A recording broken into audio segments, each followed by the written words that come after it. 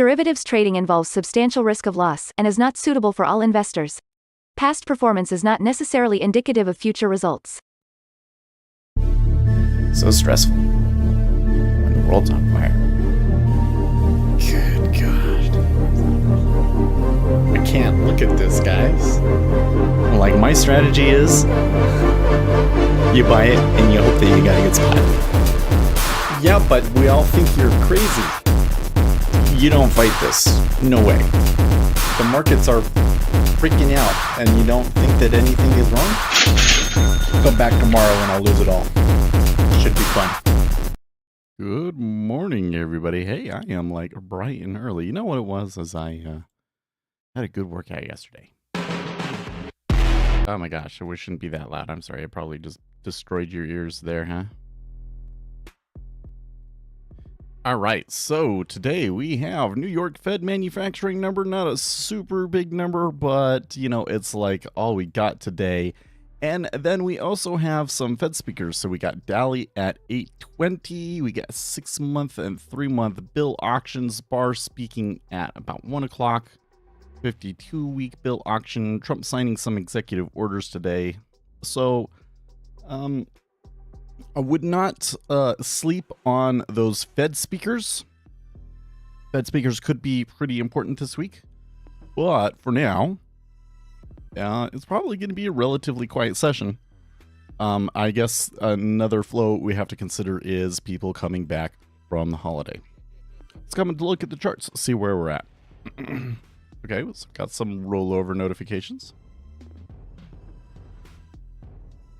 I tell you what, by the way, I was working yesterday on, because trying to do like a, like a regular video one week and then the other week a video about my indicators. So I'm going into the spread and man, it was super in depth. Seeing the rollover there just reminded me of what I'm going to go over in that video. All right. Anyways, ZN here.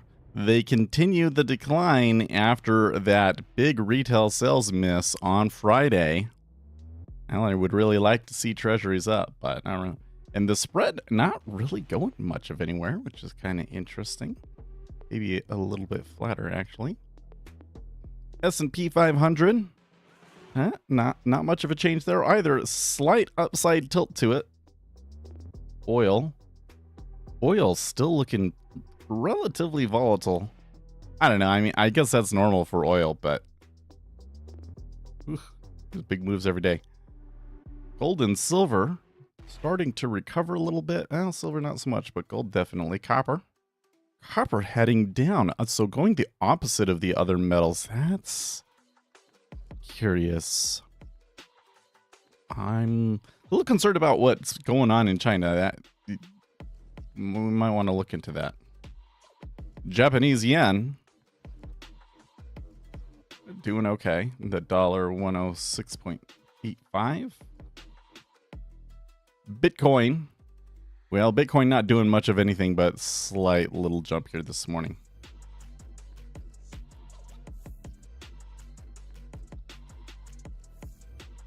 Where's the pretty face? Oh yeah, we gotta take the chart away. Okay, so now the first thing I want to do while we're waiting for the news, good morning, Uzi, is that Julian did a little bit of work on our spread strategy yesterday, and I think he figured out where our issue was. Let's just call it spread strategy 2. So that we can keep the old one before I completely replace it, okay?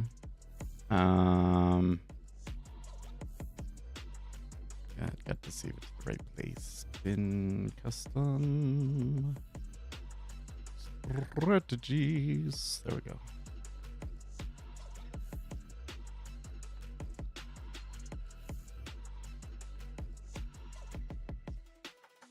There's a study that says the Fed will keep raising interest rates up to 2027. I just the very conclusion of it kind of has me kind of skeptical about the results that it would get, you know? All you have to do is change the get unrealized profit loss to include price. Well, I want to, it sounded like you changed the other stuff to make it so that, you know, it wasn't specific to my indicator. So let's take a look at those and just double check. I totally trust you, but I feel like it is my obligation to double check other people's code. Let's open this one in like new window. Move this to a different window so I can compare. About 3 minutes till the New York Fed manufacturing news. Okay, so I am using. Oh, you're using my ATR. So you're not really changing that, and you're not changing the Z-score part either. Oh wait, is there a built-in NinjaTrader Z-score? I didn't even know.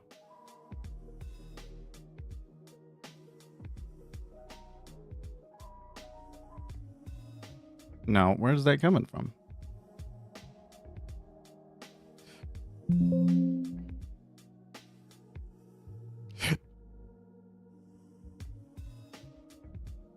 Does that compile? Yeah. It's in the Discord. Let's see here. Oh, there it is. That was the kind of the part that I was kind of most interested in, to be honest with you.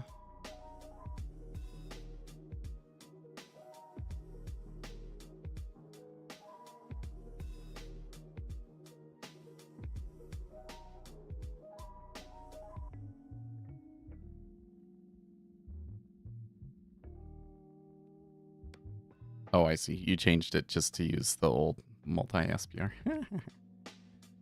Okay, but then...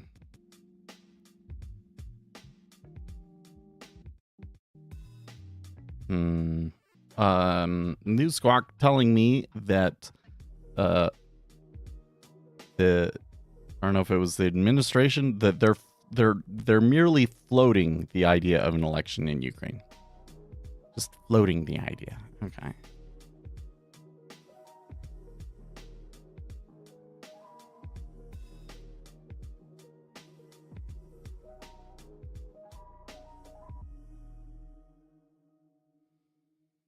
Okay, here comes the news. New York Fed manufacturing 5.7 versus expected -2. But no real reaction.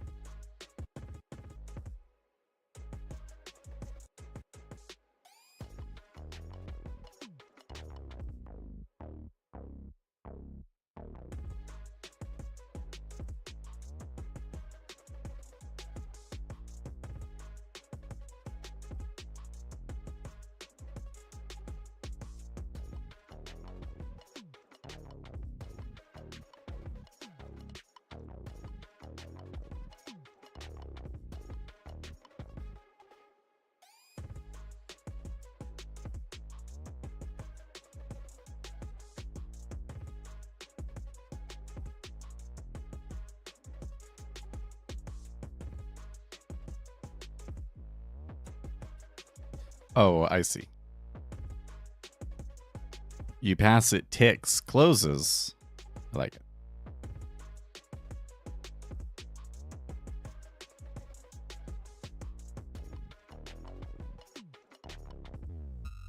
And then I don't need all this nonsense. Makes it a little bit simpler. You basically took out the stuff that was using the ATR though. So yeah, I wanted to see what it did without the filters.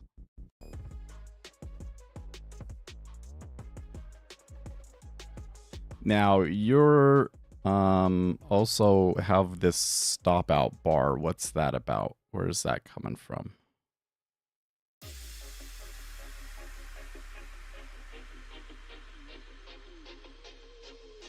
And so definitely something you added. Oh, if stop out bar is greater than 0 and current bar. Oh, you're probably. Oh, it is probably just that.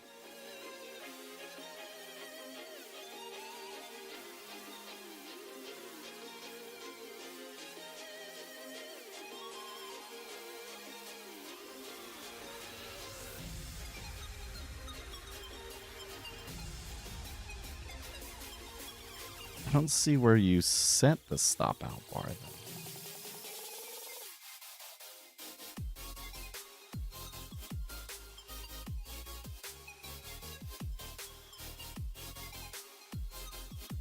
Maybe I haven't watched the stream in a while, but is ChatGPT or other LLMs helpful with this kind of code? Not really. So other LLMs are a little bit better, but and like if there's bad code, oh, there it is right there. Okay. So it's basically saying don't get into a position again. Yeah.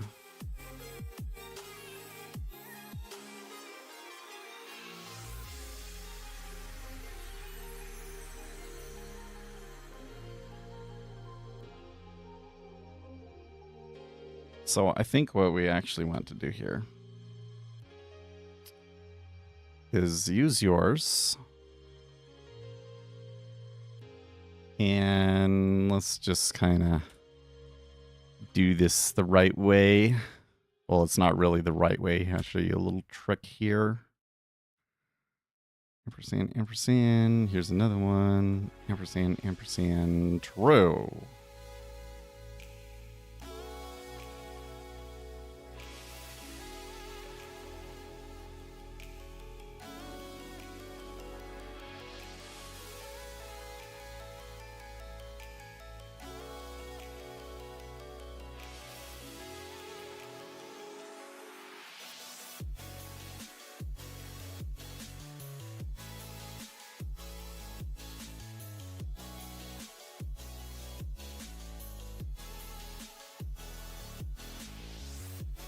Oops.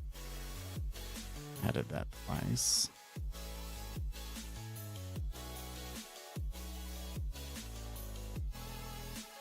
There we go.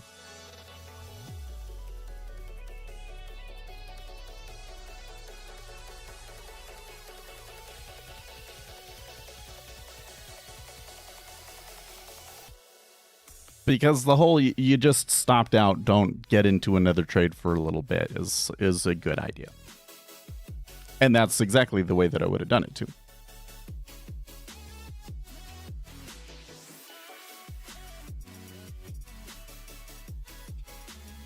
Just have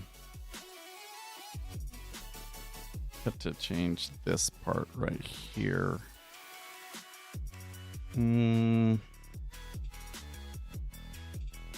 I do like that the way that you have it.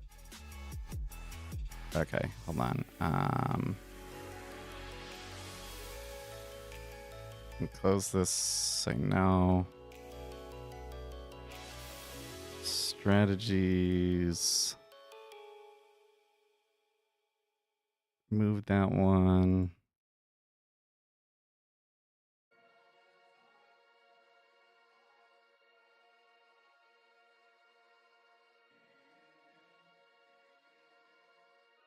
Close this for a second. Rename. Spread strategy.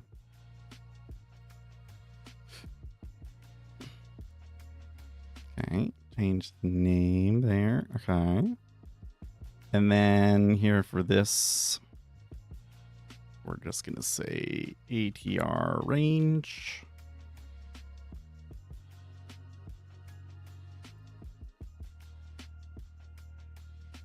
Equals ATR of 1, I think.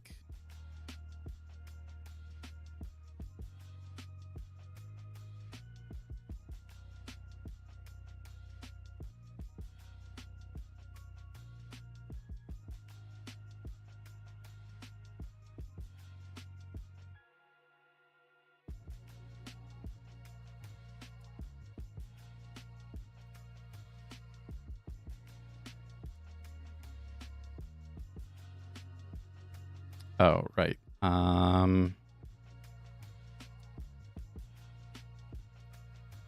We should add a new property in here. You have this stop.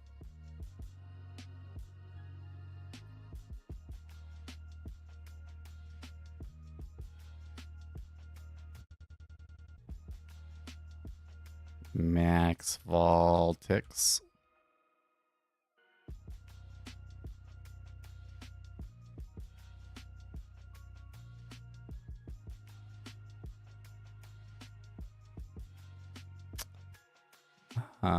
And then in here, we can just say double max vol points equals max vol ticks times tick size. Oh, you know, we could probably put that somewhere else. We can probably do it like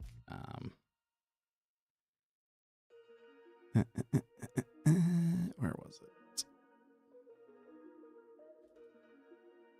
Public double max vol points. Get.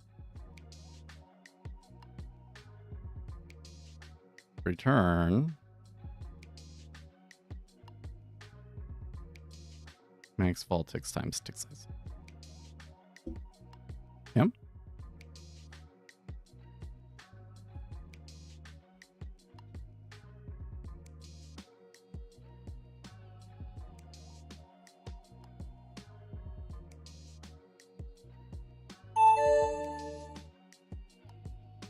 Ta-da. Okay, so test if I go X. Oops, did I click the right thing there? No, I don't want to remove something. Export Ninja script add-on.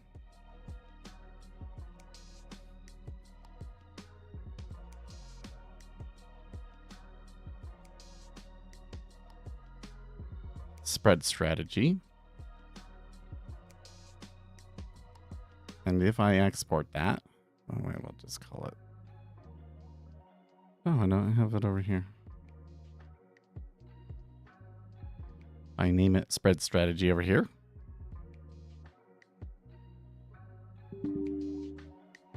Oh, error exporting. Log.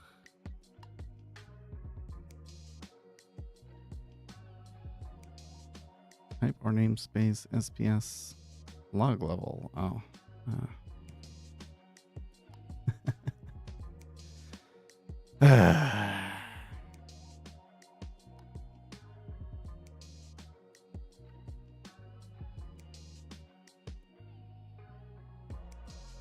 Okay, hold on.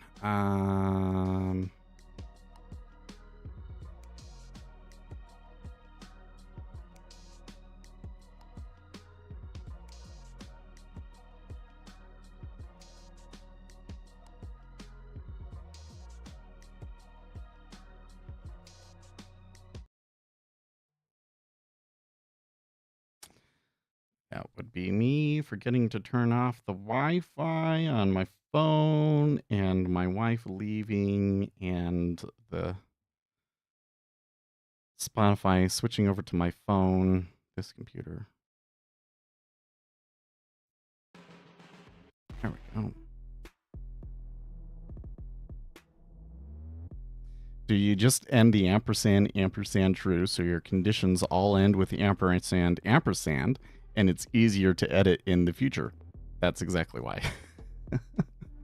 Because I constantly find myself going, well, what if we just comment this one part out? But then it's like, well, but I can't just do that on the last line. So, yeah. And when you do it that way, with each condition on a different line, it's a lot easier for people to read. I don't like I kind of feel like that the underscore in the front kind of makes it a little difficult to read, but otherwise, it's okay. It's okay.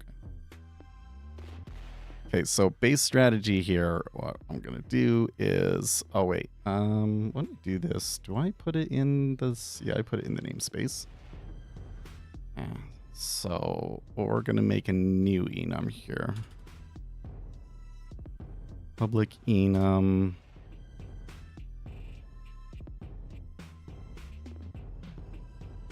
Base strat log level.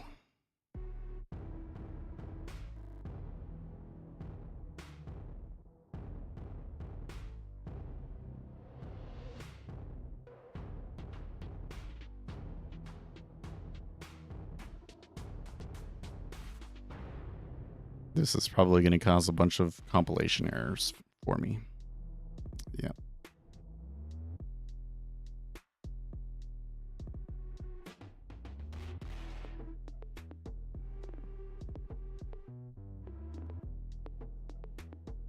I guess I'm hearing talk about Ukraine talks.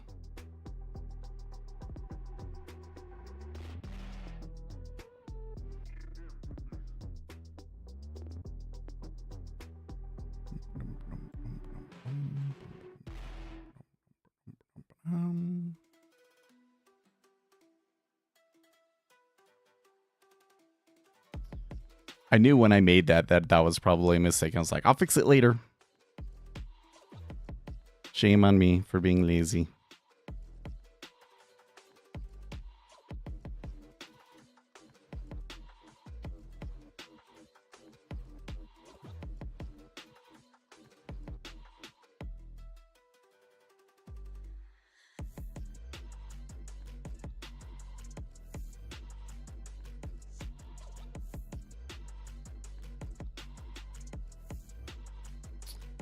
So, in case you're wondering what I'm doing here, I have a enum that I use to define like what level of logging you're doing, because you might want the strategy to like output information, but you don't want it to always output that information.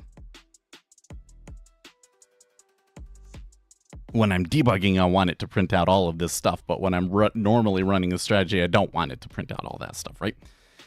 And so I have this enum. You can set different levels, and the base strategy has that built into it.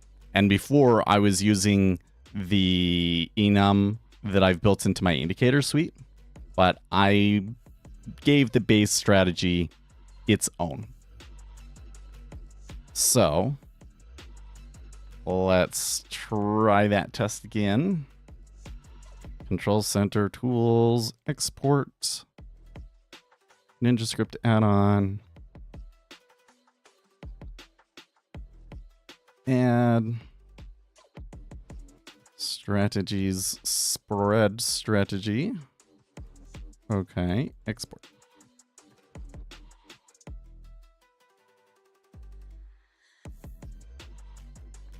Right, to be honest, this should be in NinjaTrader 8 is pretty bad. That's not by default. Yeah, well, and the thing is that NinjaTrader actually does have an enum that's similar, but it doesn't have the number of levels that I think we need. Like, it doesn't have a debug level.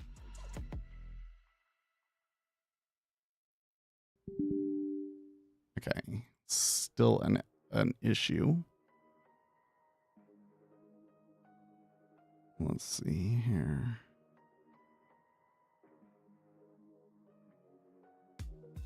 Oh, it's still, let's see here, 360. On line 360? Where's it getting that from?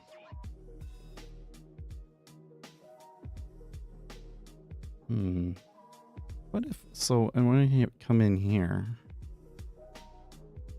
if I remove this,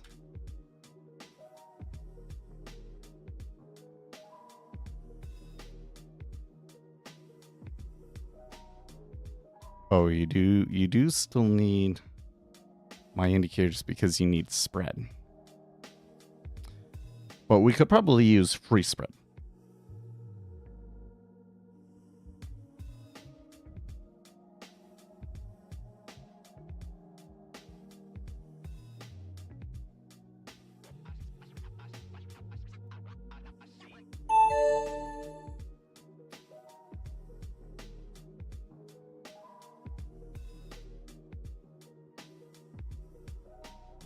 Gonna give me the same error still. I just kind of like forced it to, yeah.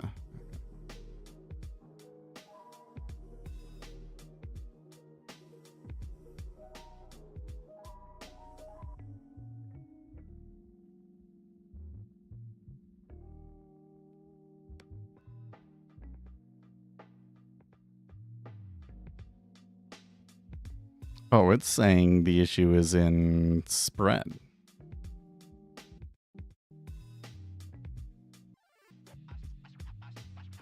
Oh, that's curious.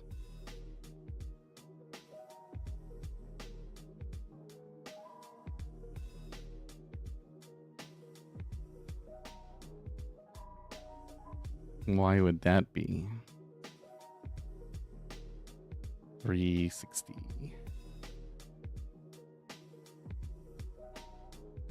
That's a horse of a different color.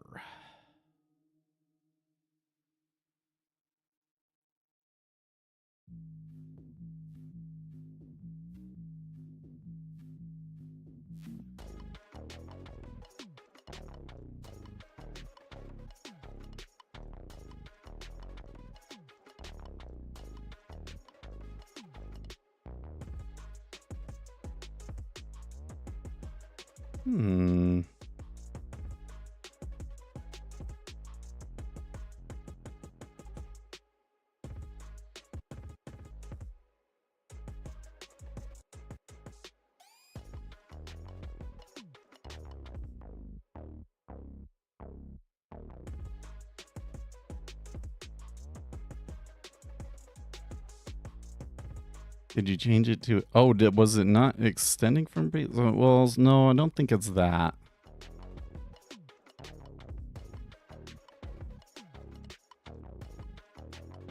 Although that is kind of curious. Oh, that fixes it. Okay.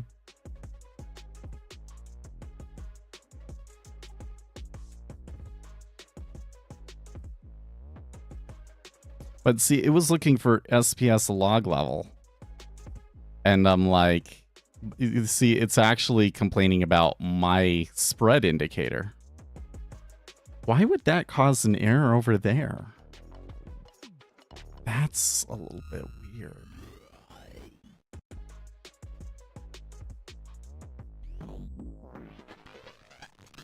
I don't know.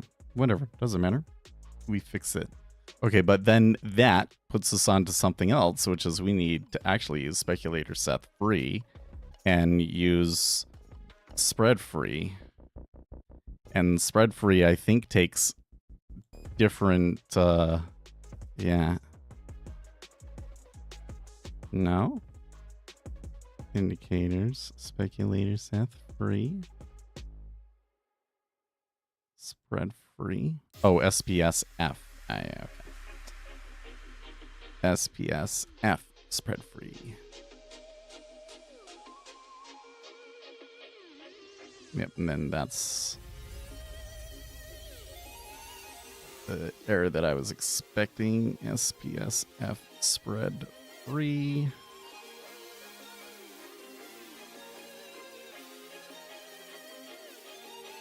Front leg, front ratio, back leg, back ratio. Good.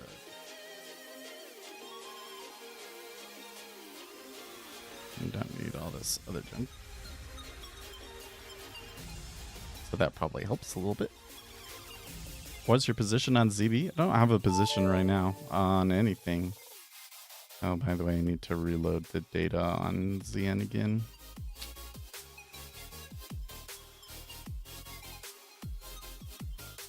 Export.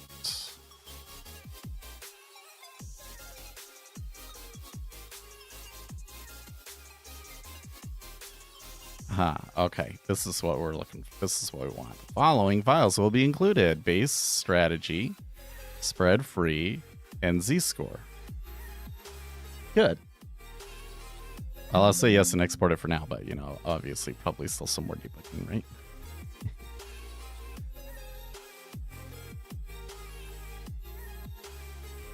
Close that.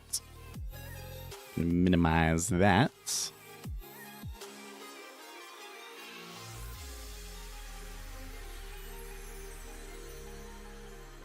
I guess I'll just close it for a little bit.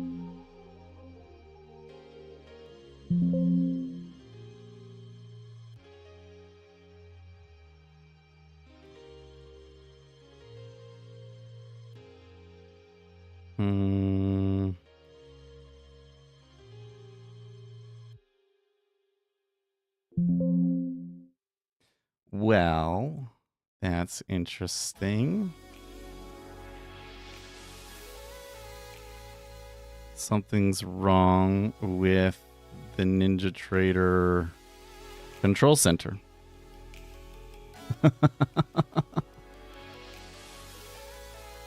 I'm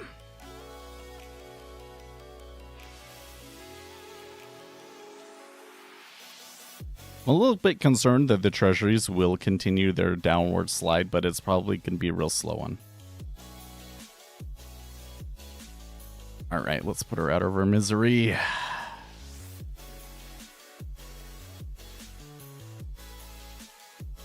See, this is the sort of thing when I'm talking about, like, if you're using NinjaTrader properly, it seems like you never have any problems.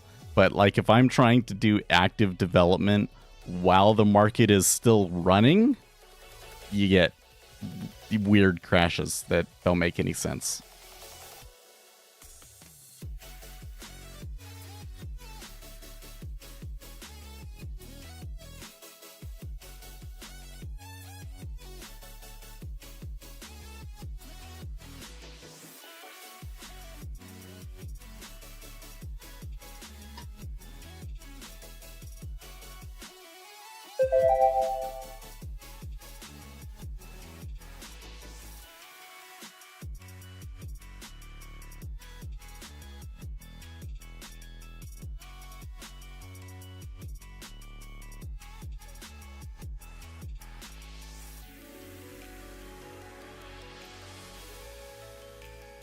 Just wait for everything to load up.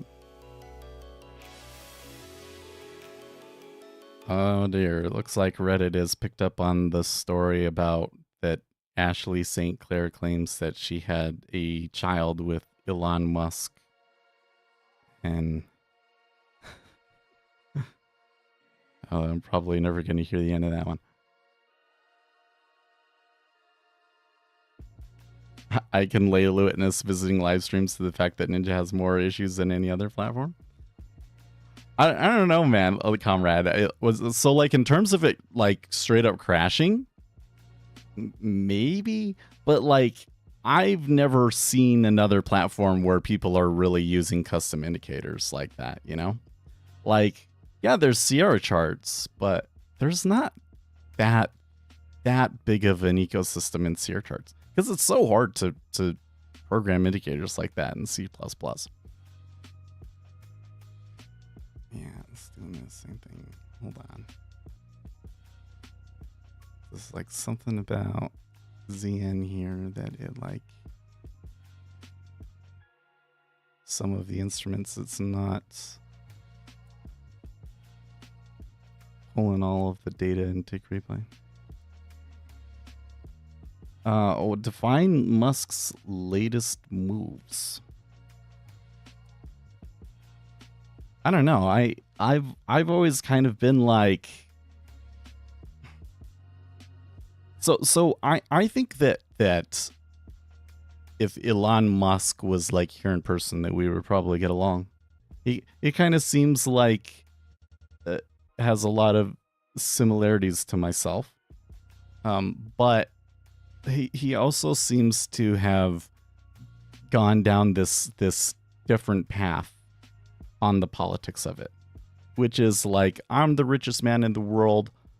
I can have influence. I should try and have as much influence as I can, and like try to model the world after myself as much as I can. Because I'm the richest man in the world, I'm super, super smart. That means that I need to have like as many kids as possible to have more smart kids. Like all of this sort of stuff. And my kind of worldview is kind of like the exact opposite of that. I think that that's really hubris. I think that just because you're the richest man in the world, or you've made money, does not necessarily mean that you're smarter or your genes are more deserving of being carried on in the future or anything like that. You got to remember that markets are not informationally efficient. So that means that there's lots of people and companies and behaviors that the market rewards that aren't good for society, you know? And the big thing that I see is like what is the thing that's like most likely to lead you to outsized success like that is your propensity to take risk. So Elon Musk seems to me to be a little bit impulsive in that respect, a really big risk taker. Okay, well, so that's okay. You pass your genes on. I mean, everybody should try and pass their genes on. But like this kind of idea that like we want to model as much of the future off of this one guy and his ideas as possible is I think a really, really bad idea. Like you need to have variety, right? Like every gene, every trait is there because at some point in our past evolutionary history, it was useful, right? So we need some people that are really big risk takers, and we need some people that aren't. And just because one person is not a big risk taker doesn't mean that they're less valuable to society, right?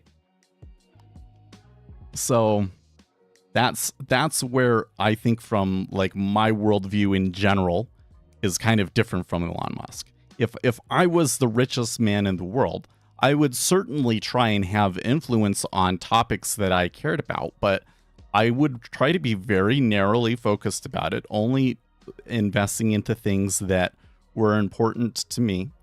And I wouldn't be doing it like to try and like dominate the political sphere. Like, I don't think it's right to come in and be like, okay, I'm going to spend tons and tons of money to convince as many people to vote the way that I think that they should as possible. And I think that kind of undermines the strength of democratic process, which is that it's decentralized and you've got a lot of different people making decisions and things like that, right?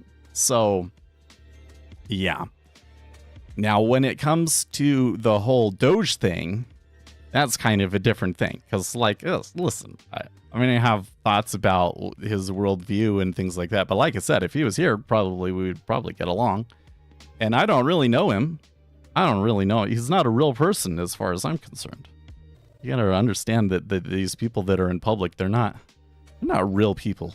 Because, well, politicians themselves are not real people. That's like a manufactured person to get you to vote for a certain thing, right?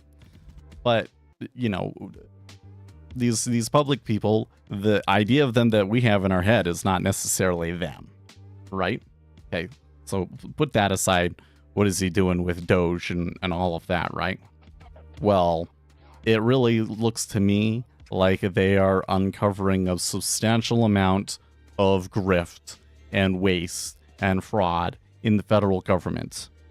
I am a little bit doubtful that it is going to make a large enough impact on things to fix the country's fiscal situation. Okay. I don't know. He's talking about pulling out trillions of dollars, and I don't think it's actually going to be that much. But what he is doing is he's uncovering grift from politicians. I think that there's a lot more.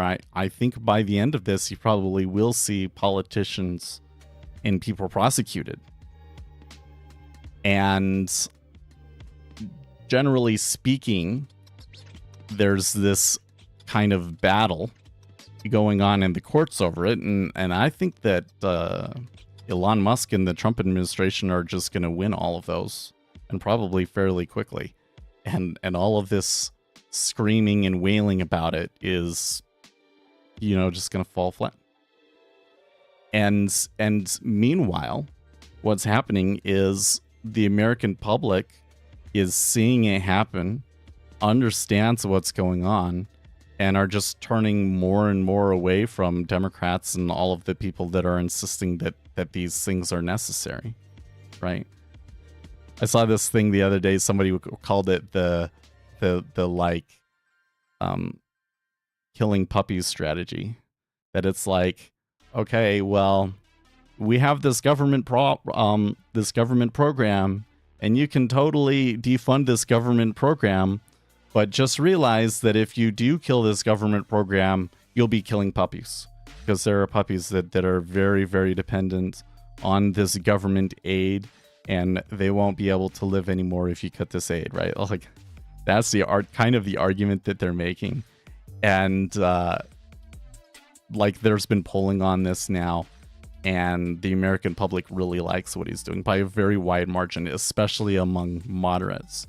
So in kind of like a desperate play to both protect their power and push against Donald Trump, for because some people, they are genuine and they're not, these power hungry monsters that just want more money and whatnot.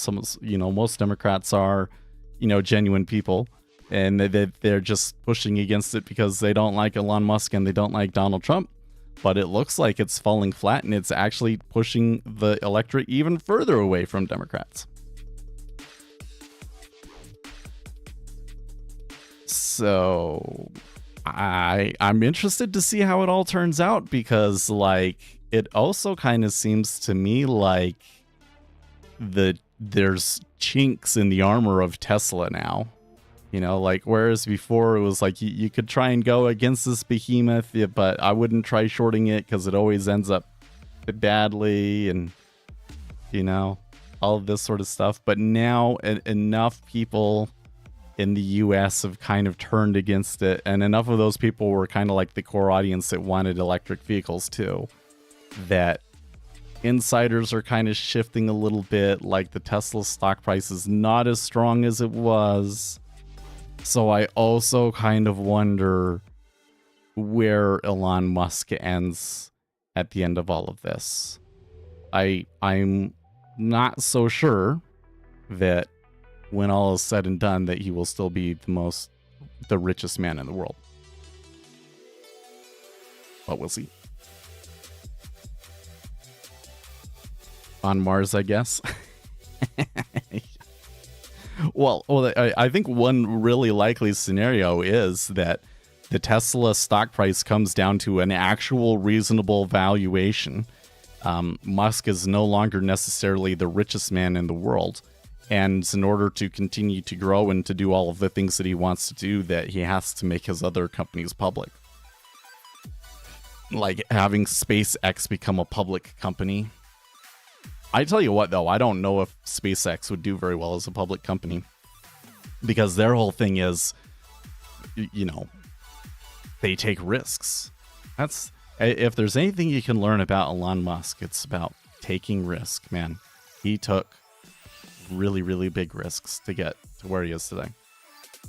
And he understands that, if you have a 10% chance of making 1 to 100 risk, you take it every time. Elon Musk understands. He says, if you're not losing 50% of the time, you're not going fast enough.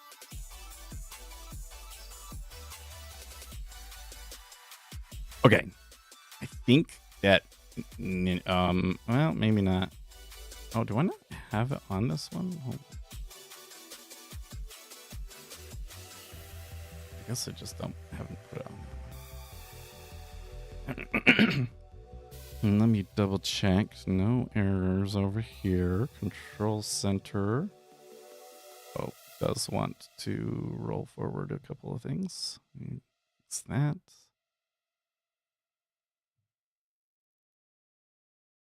There is some issues over on one of these. Yeah, this one on yes, but deal with that later. I think that we should be able to go in and run our strategy analyzer now.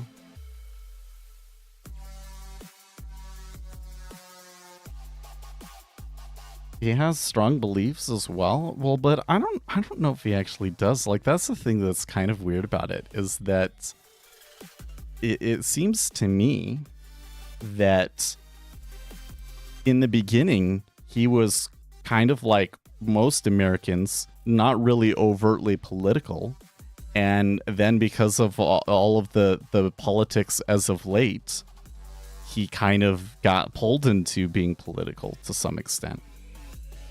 But then the issue is, and I think that he's done exactly what I notice most people do when they first get into politics, right? Is they just go like all in ham. I think if you're someone that, I mean, I know that this is maybe a little bit ego. Whenever you say like, oh, well, I handle this issue better than other people, you're kind of walking a thin line, right? I'm just saying I have a lot more experience in politics than most people do, because you're talking about somebody that's been politically active since like elementary school, right? And that has been involved in like party level politics and volunteering for campaigns and getting into all of the statistics and polling for politics and stuff like that, right? And the thing that I always notice that people do at the very beginning is they just like they go ham into it, and they will adopt positions that they don't really understand, and they'll become way more sure and passionate about what they think that things should be than a person that really understands what's going on would be. Like it's extremely common. You have a politician and they say, we're going to do this, we're going to do that, we're going to audit the Federal Reserve, right? And then what happens is you start going down that path, and as you go down that path, you realize, you understand why they don't do that, and so you don't do it, right? Like, you find out that the world is extremely complicated, and it doesn't fit into all of the ideological boxes that you set for yourself. Like, that's what humans want to believe, is if I have a correct, consistent worldview, like, you know, and for most people that starts with like, well, I believe in God and in Jesus Christ, and ergo this, that, and the other thing, right? But the more you go into it, because what'll happen if you get your way, you get your politician in, one of two things happens. One is that you kind of find out why it's not that way and you give up on the idea, or two, you do the idea and then you find out why it's that way. You know? And you know, I've had both experiences where you know, you didn't get what you wanted and you find out why, and where you did get what you wanted and you find out why it was a bad idea. And after that, you're kind of like a little bit more cautious about what should things really actually be. That's why I'm kind of like, you know, like again with the Elon Musk thing, that's why I'm like, you know, I don't really think that you should be pursuing this like let's make everything the way that it should be for me sort of a thing. You know, it's just not. Oh, you know what? I'm just thinking about it as I'm running down through. I don't know why, man, the way that my brain works. Did I deal with this kind of stop bit correctly? Max vol points. Yeah, I did not.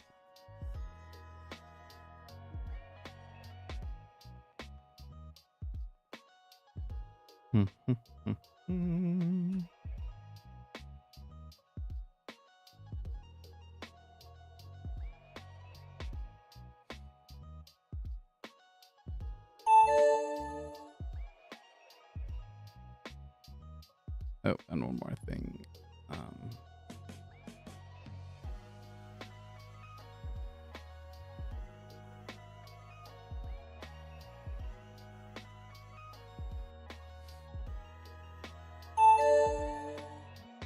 Okay. Spread strategy. Bars between trades.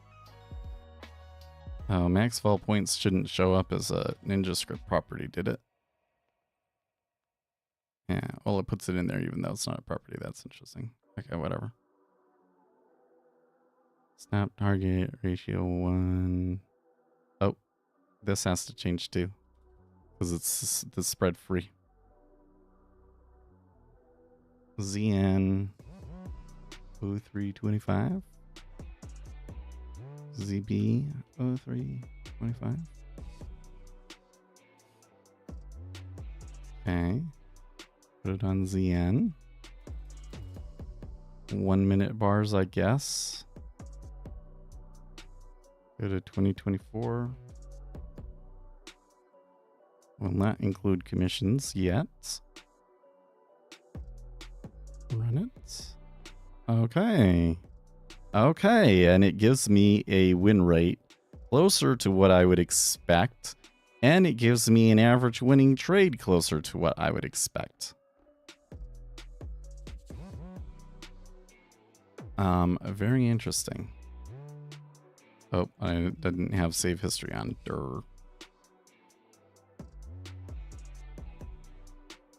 Okay, that is what I would expect. That looks much more like correct. That most of the time that the mean reversion does make sense, but that there are periods primarily when the yield curve is steepening that doesn't work very well. And I think the next thing that I would expect is that if I include commissions over here in the summary. Oh, well, and what's the Sharpe ratio? 0.24? Oh, that's way lower than I thought it would be. I would expect it to have a pretty good Sharpe ratio. But maybe that's just, there's a couple of other things that you got to add on top of it. But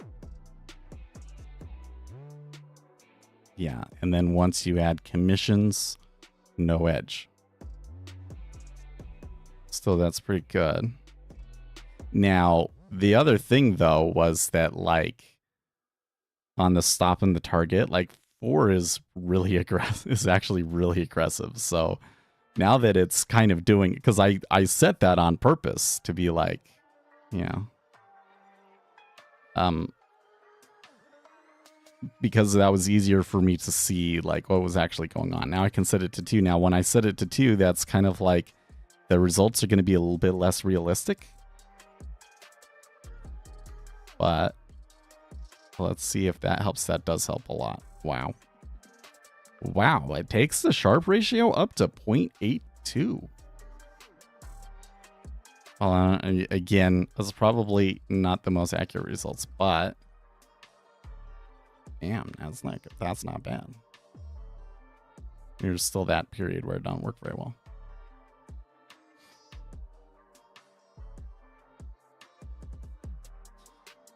Yeah, so going back to Julian, when I was reading the work that you were doing, you're definitely right in that, like, a strategy in NinjaTrader that takes on multiple positions at the same time, and especially like a spread where there's really kind of 2 parts to the same position, is super, super confusing.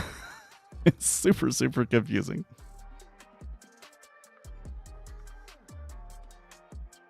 But I think the biggest mistake that we had in here was that we had the set profit target was unchecked.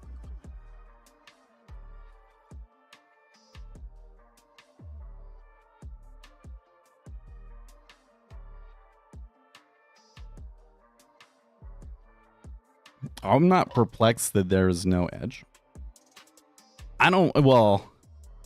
So again, I think some of you missed what we were trying to do, right? I want to know about the market itself, right? So a strategy can be one way to kind of prove or disprove an idea about the market. So the idea in this case is that there is a greater degree of mean reversion in spreads than there are in your traditional instruments. I think that if you tried to use the Z-score on your normal S&P 500, wouldn't work very well. wouldn't come out profitable like that. This one, yeah, I would expect that market making / scalping the spread would be a relatively high Sharpe ratio strategy. I think that if you add a bunch of other things to it and you get down it, so like one of the big limitations with this backtest is, are you really actually getting the prices that it says, right? But if it was all limit orders and you were at the front of the queue and things like that, yeah, probably would do okay. And then you add on top of that cheaper commissions from having a seat, other correlations, other risk management sorts of things, right? Probably is a strategy that like a quant firm would use. It's not a practical strategy for us to use necessarily, but now that we know, okay, yes, there is on a short-term basis a really strong amount of mean reversion on the spread, we can now use that information when we are doing our discretionary trading, right?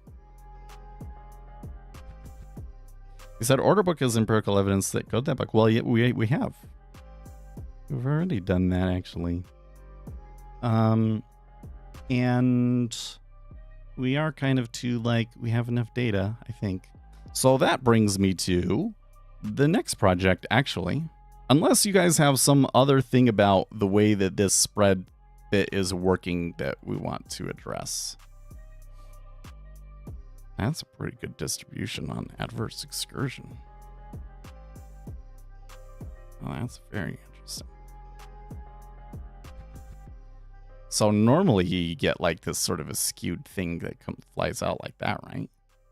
But here you get a tight distribution. That's unusual. Very interesting.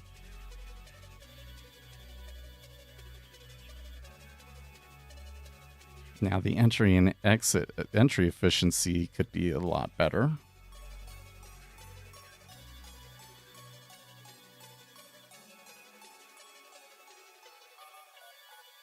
In other words, it's not saying like when you get past that Z-score, doesn't mean it's not really a very good spot for it to stop and turn around per se, but you usually will get 2 ticks down in that situation. I think that's really interesting. Total efficiency isn't very good though.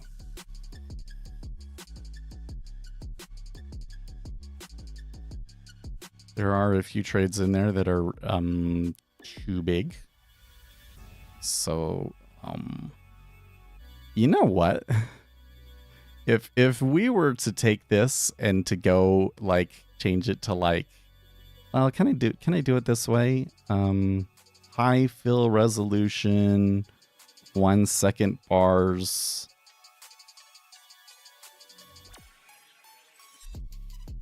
Sure. Fill limit orders on touch.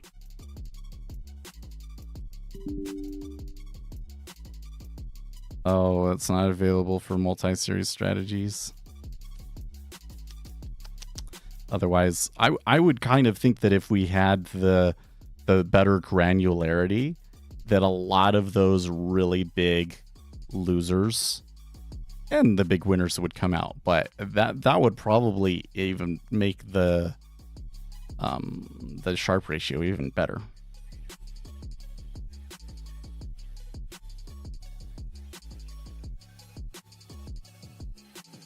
Mm-hmm. So big players bank on those arbitrage plays. Well, so there may be some places where you as a retail trader can do arbitrage. Not this particular one. Not this particular one. No, certainly. Probably. I'm not going to say certainly not, but probably not. Because we could try it.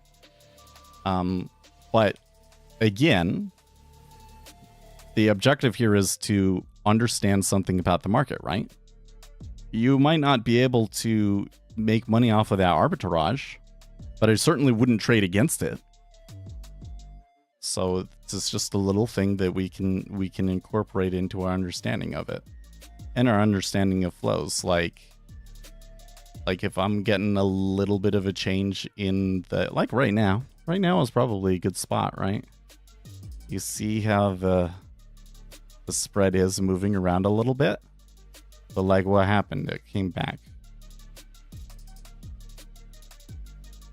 So that's kind of the behavior we'd expect in this situation.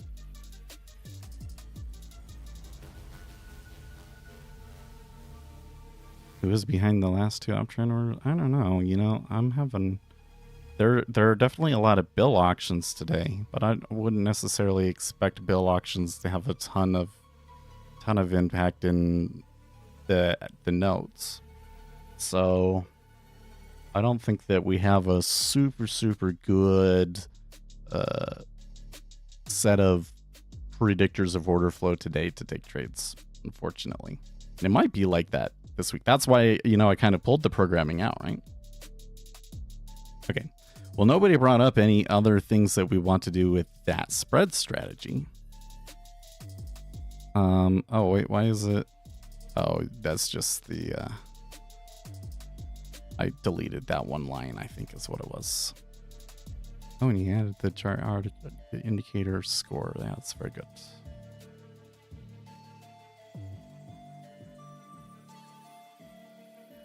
And remind me tomorrow, we'll add this onto the chart first thing tomorrow.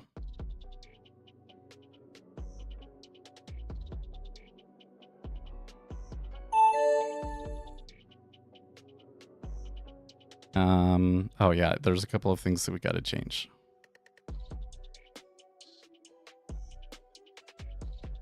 Before I export it. 0325.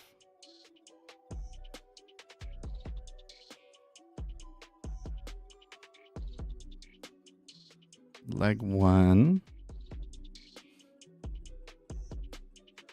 Just changing the defaults. I guess if that would continue, it would have been on the market opening day. Yeah, I mean, again, what is going to come into the market that's going to be such a big order that it's going to push it all session? I don't know if there's really a lot of reason for players to really be taking, especially since we just came off of a holiday. Maybe like there could be like more passive things that go on, but that would probably be more like Wednesday and Thursday that we would see those things. And then next week we start to come into the end of month stuff. So in fact, I think that we have to start thinking about rollover now, right?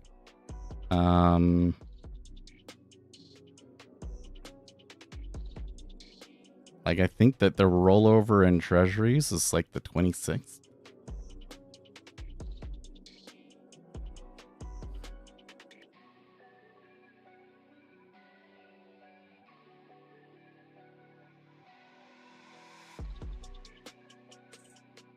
I'm a little concerned about, so sometimes Ninja Trader will just not load the tick replay data or something. I don't know what the deal is, but so like on here, you know, like market order imbalance, it says that it was all the way up at,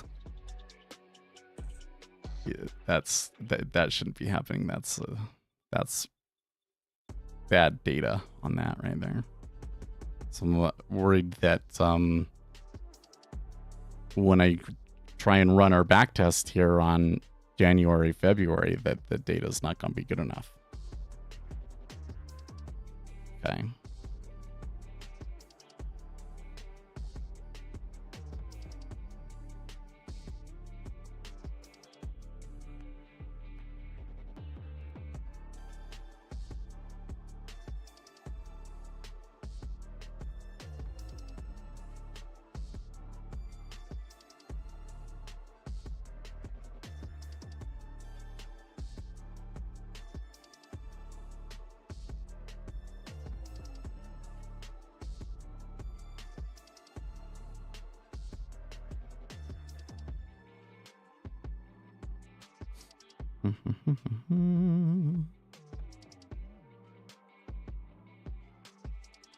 Ah, there is. Get next rollover date. It's a date.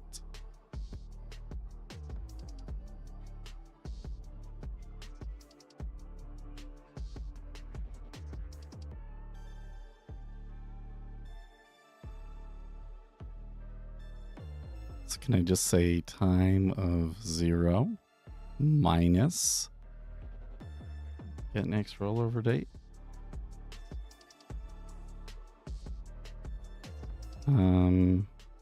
Date time, or no, it's not a date time. It's doesn't it result in a span? Var, I'll just do it like var difference equals time 0 minus get next rollover date. Value of 0 equals difference dot days.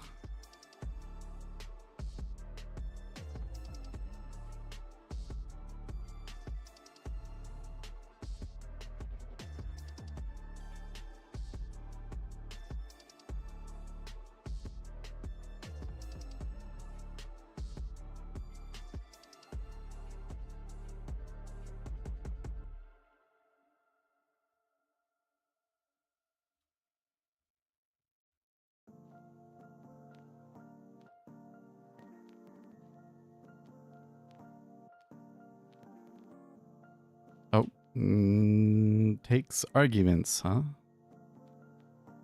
Get next rollover date. Oh, time of 0. Ah, wow, that.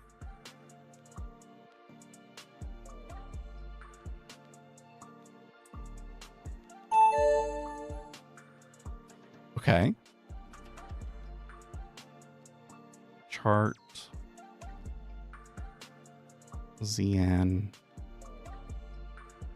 Days. Past year. Cool. Here's a daily chart. Let's see if our new little indicator works.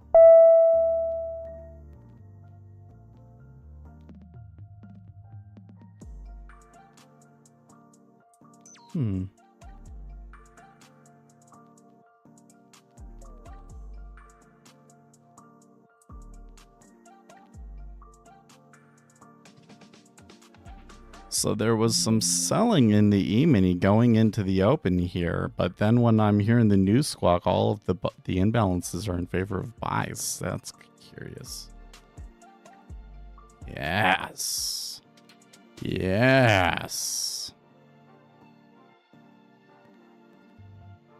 Oh, I've got it backwards.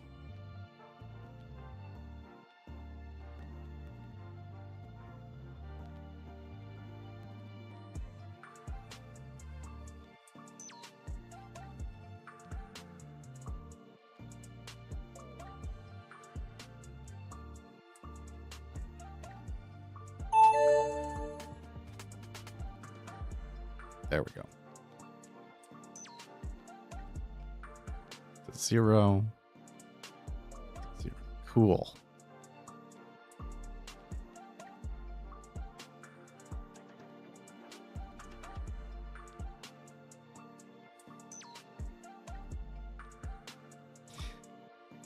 Now, the more complicated one will be trading days in the month.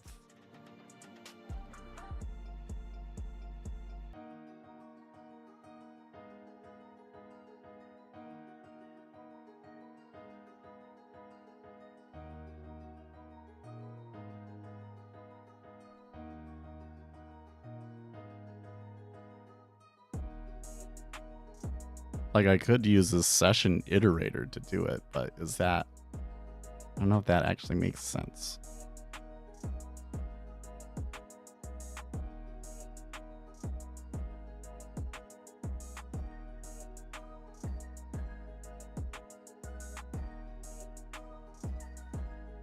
Okay, we'll do it that way, though.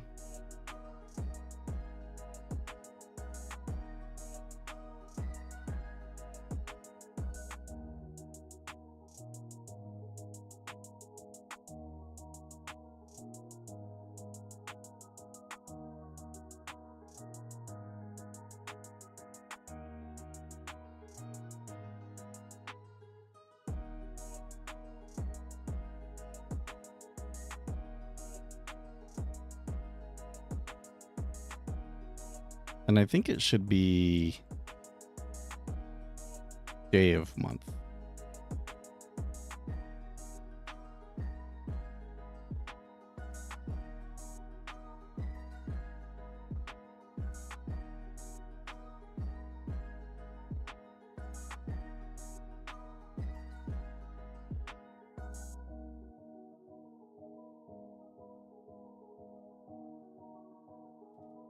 Session iterator.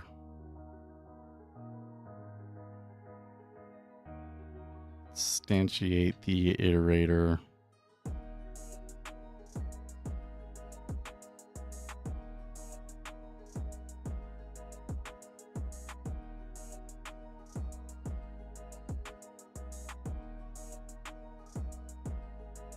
It won't work unless it's been a new day of the month.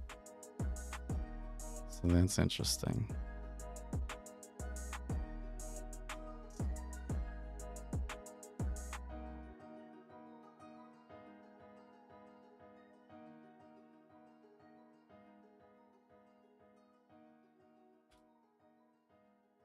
If current bar equals 0, return.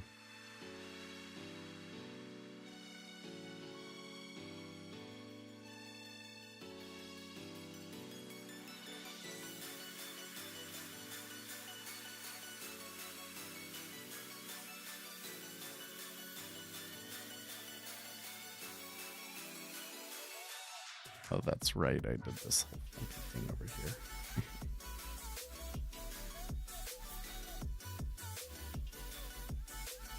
Where did I put that?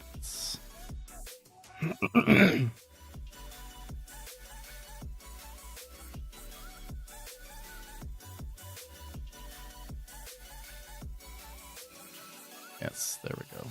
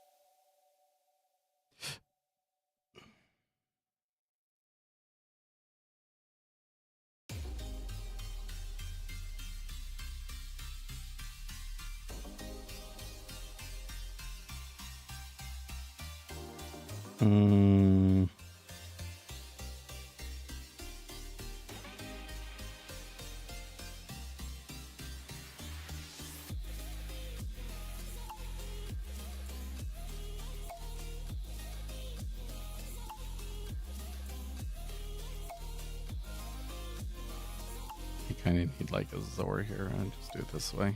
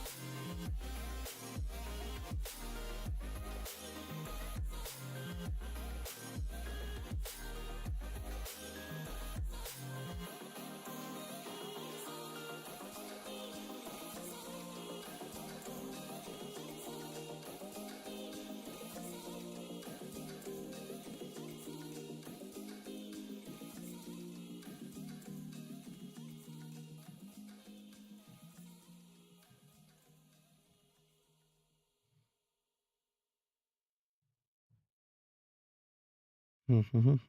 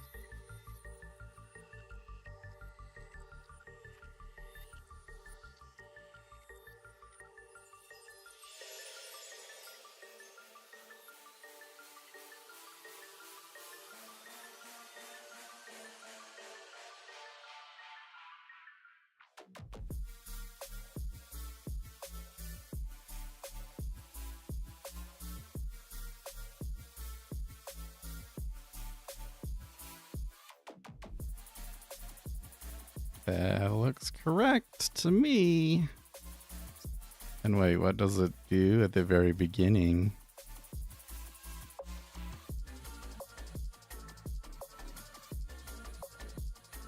Oh, how does it do that?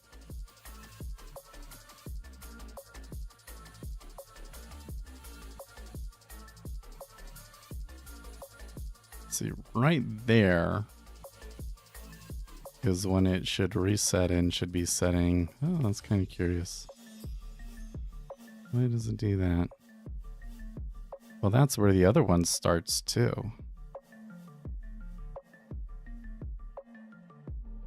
Could it just have to do with bars required to plot?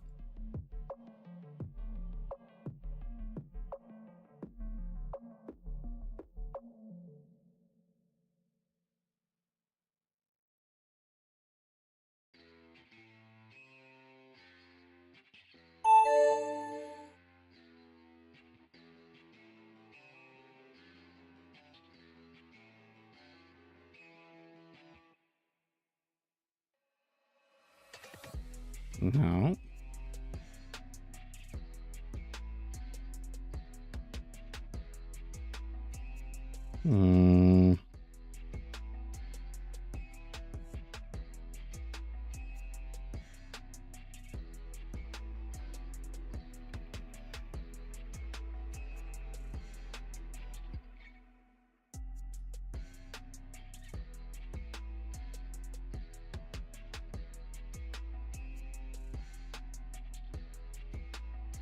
Oh, you know what?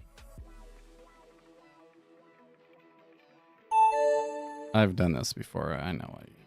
It is bars. I think it's that you have to set bars required to plot, but you can't just like refresh it. You have to like re-add the indicator because it's a property that saves trading days per month and days to expiration. There we go.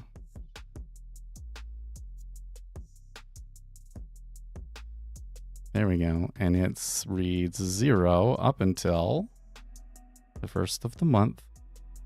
Da, da, da, da. Perfect.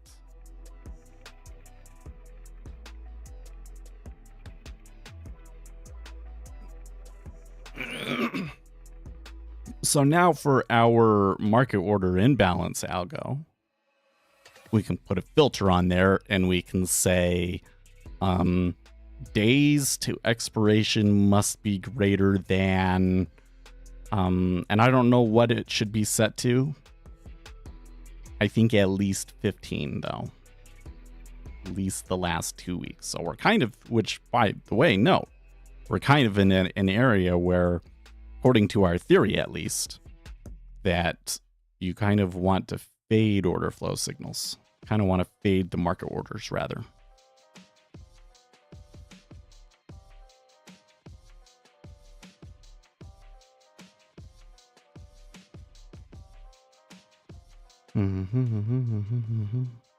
Last time I tried to make an indicator with ChatGPT, I was burned out. The errors just wouldn't stop popping.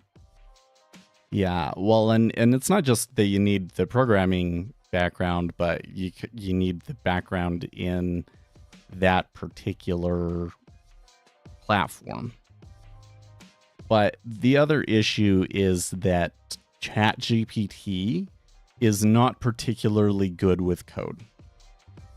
It's okay with code, but there are other LLMs that are specifically designed to try and handle coding. So you can use those. That's a little bit better. But I still find that we are just not we're just not there yet.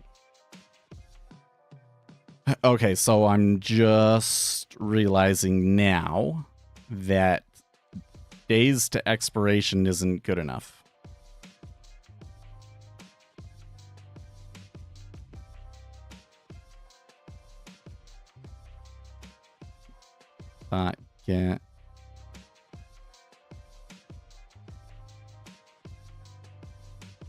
Get next expiry, and then there's get rollover date.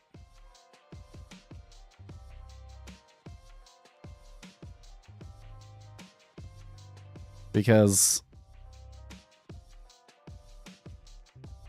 like, just looking at this one, right? The rollover date. Oh, no, wait, that's correct. Right, the rollover date should be before June.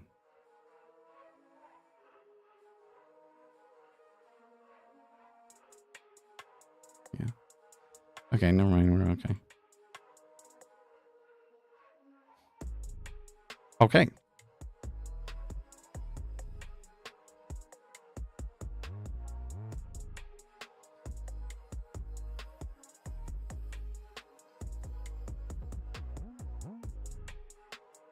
I think those are good. We'll put those in the free suite. Where's my list?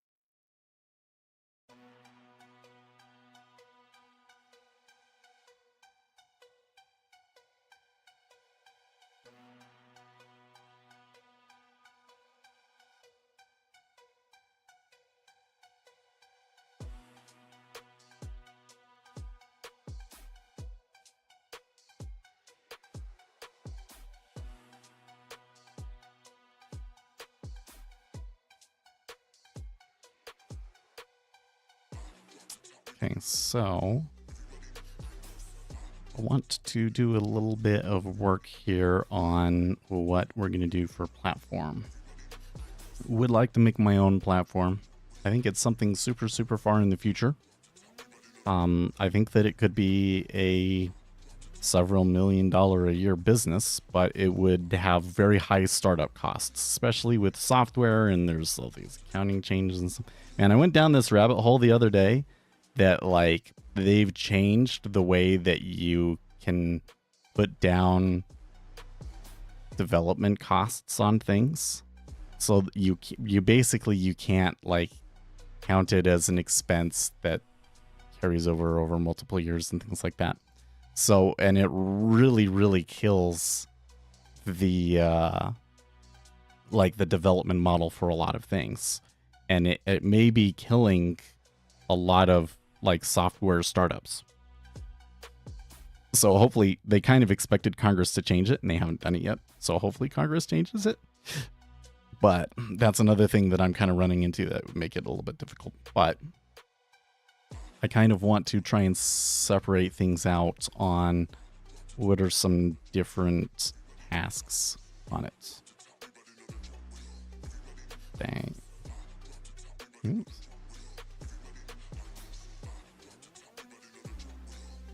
Control center. Chart. Candlestick chart. Data connection.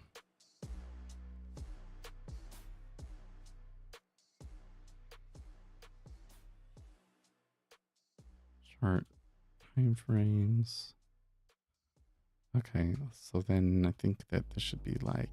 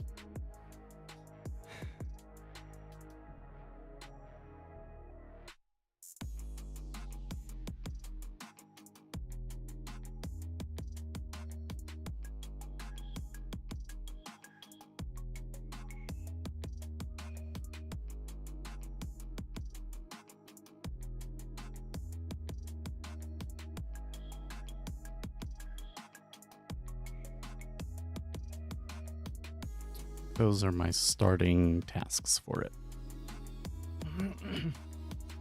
Man, the S&P 500 hasn't stopped selling, and it's a net 15,000 contracts now.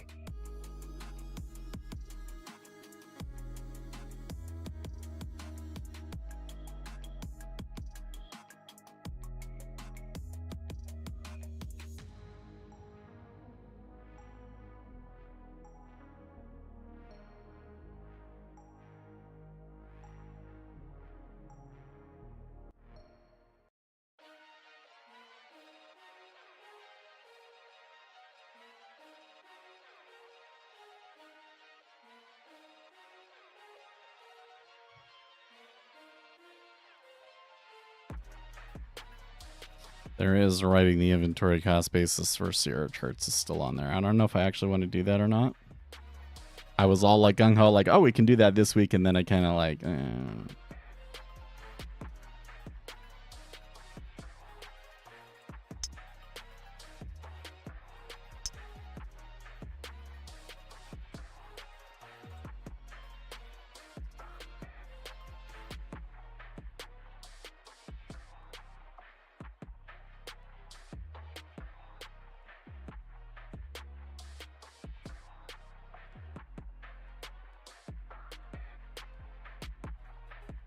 So I think I need something that's like new category here on deck.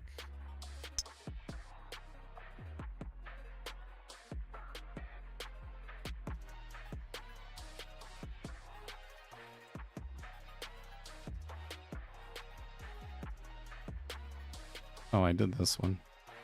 That was,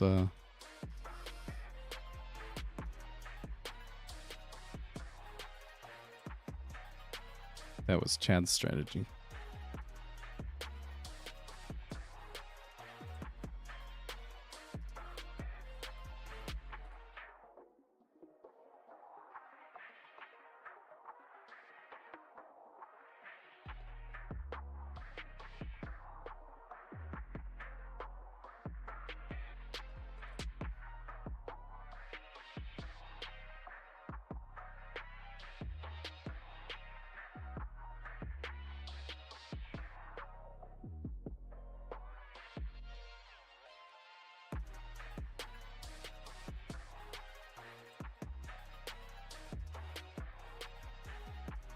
We might be able to get into some of the data engineering stuff soon, too.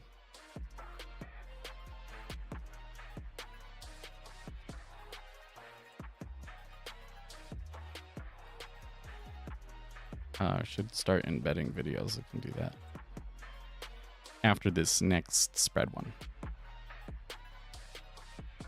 Do you kind of think want to change the overall website at some point, though? Oh, see, like this one, we did that. That was way back, but we did that. Look, I get so much shit done, guys. I haven't been updating this enough.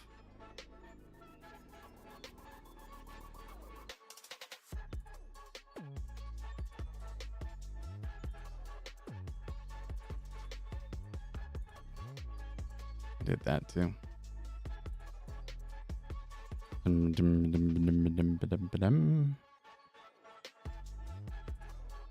I did the affiliate program thing too.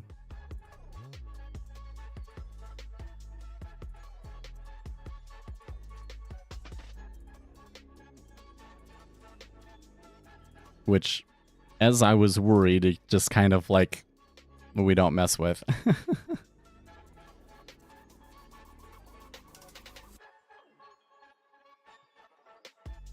Okay, where does that put us at? 8 o'clock? I think tomorrow we need to work more on the, I guess too late because it's already been, you know, going on, but I need to look. Well, actually, we can pull it up and try and see if there's where there might be some issues with it. So we were going with the market order imbalance bit.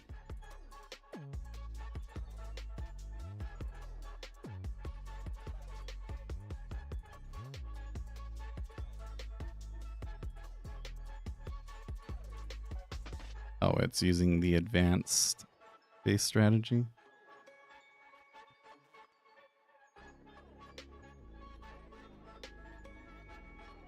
I kind of feel like that, well, I don't know. There's like, I think what I need to do is I need to make the strategies like what do you call it? Like an interface. I don't know if NinjaTrader will play nice with that or not. Because it's kind of like, I'll be like, okay, I want to add windows to it. Only let it backtest trade during a certain time period, right? Okay, now I want to add like volatility filters to it, things like that. And if I just had interfaces with default implementations on it, then I could just say, maybe I could just say, this strategy, it implements this interface, this interface, this interface. But NinjaTrader might not play well with that.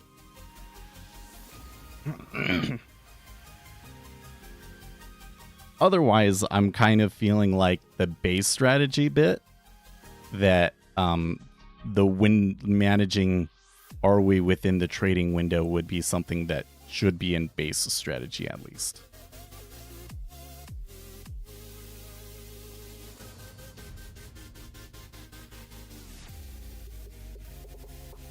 Because if it's not working,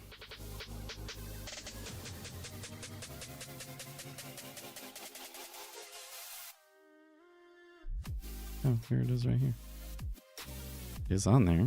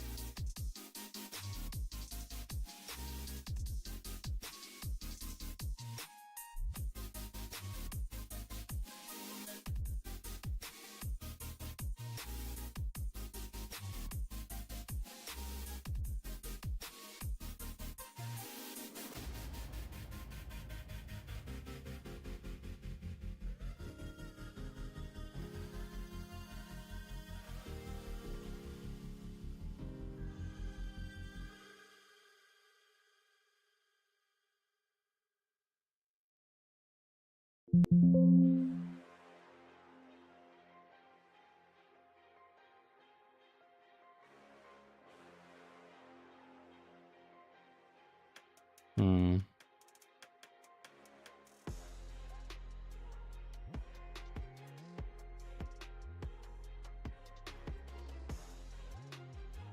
Oh, okay. I have this set to be exit after a certain number of bars.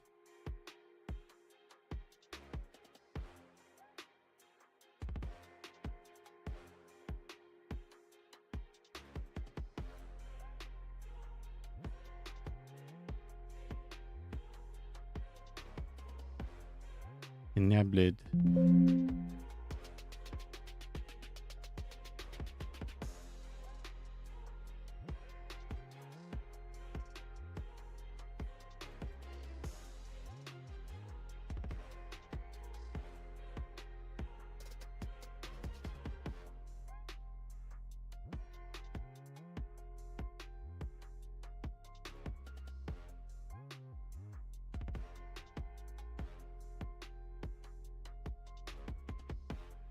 Hmm.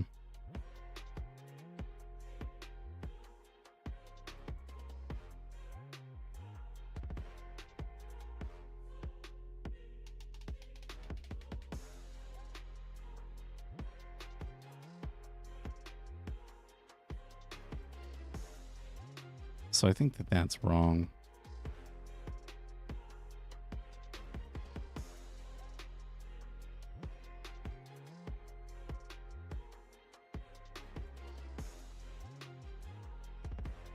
Dot. Use tick replay.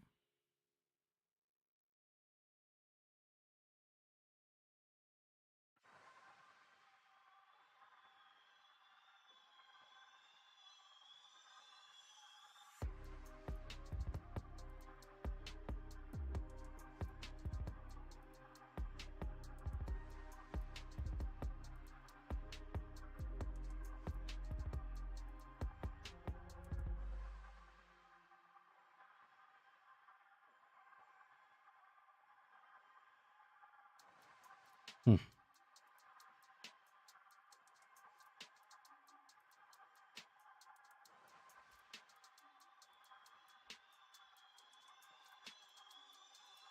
Hmm.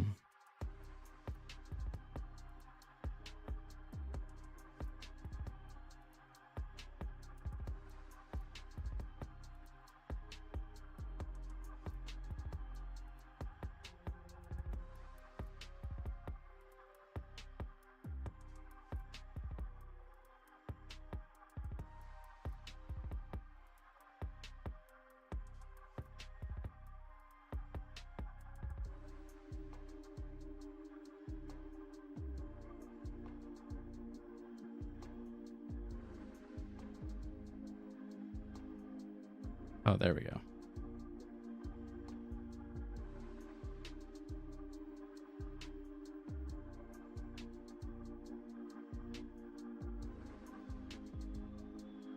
About that.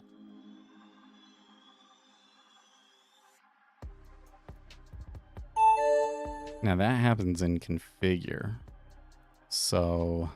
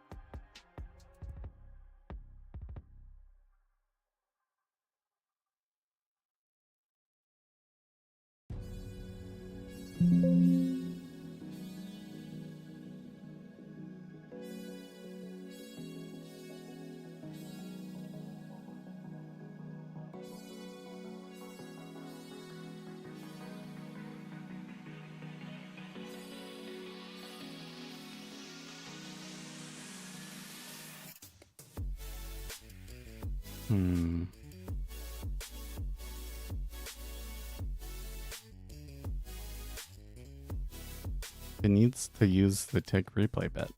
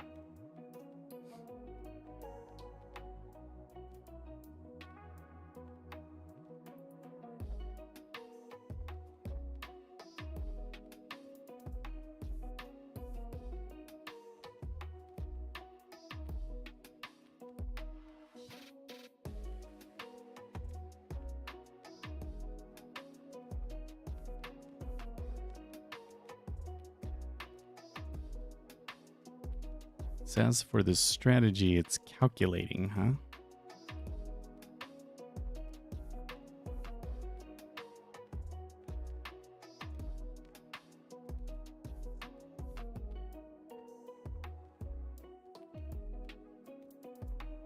Gold is having a good run here this morning. 1.77%.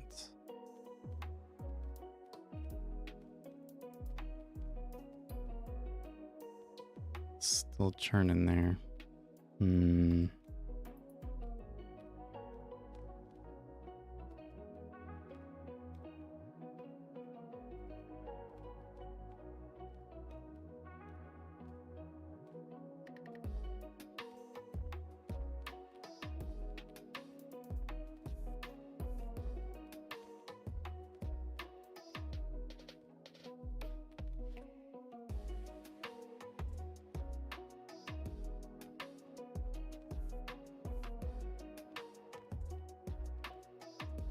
Okay, so it finished loading. It's still... I'm just going to take this one off for a second.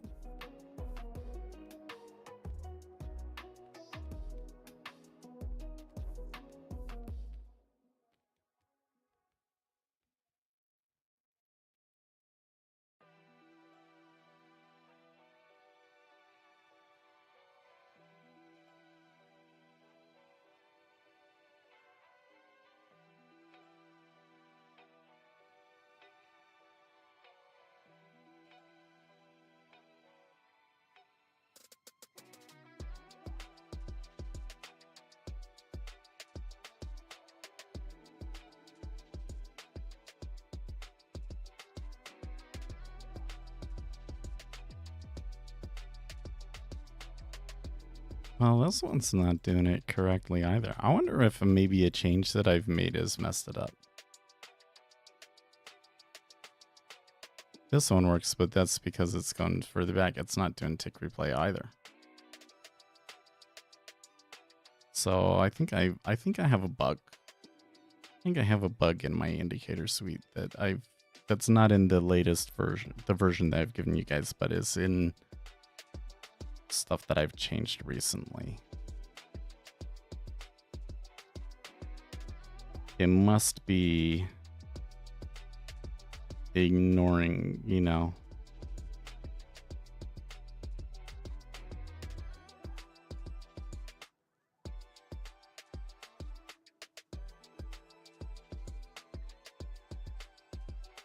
Well, I think that I can change this to log level debug.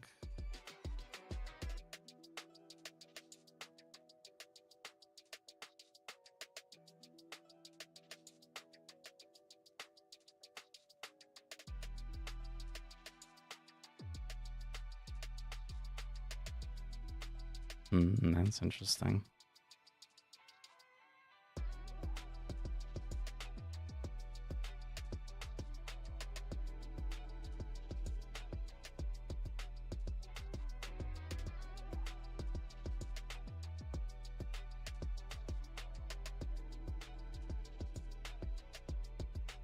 Not only is it saying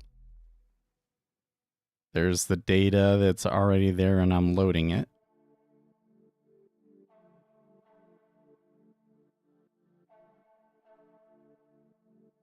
it saves the most recent day, is just not updating the indicator. Oh, that's so weird.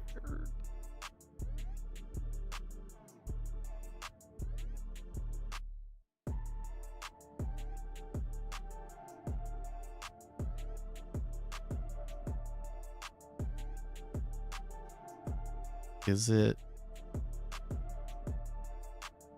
Calculate on each tick.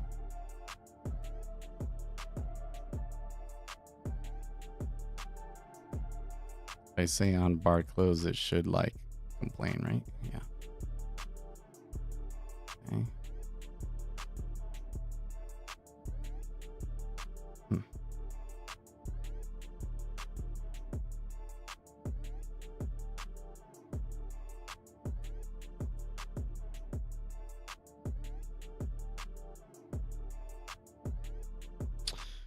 I'm 17-year-old Forex trader. Started at 15, but for the last 2 years of trading, I never saw a profit. So I'm about to quit normal trading. But when I learned about the DOM trading, it was a turning point for me in futures trading.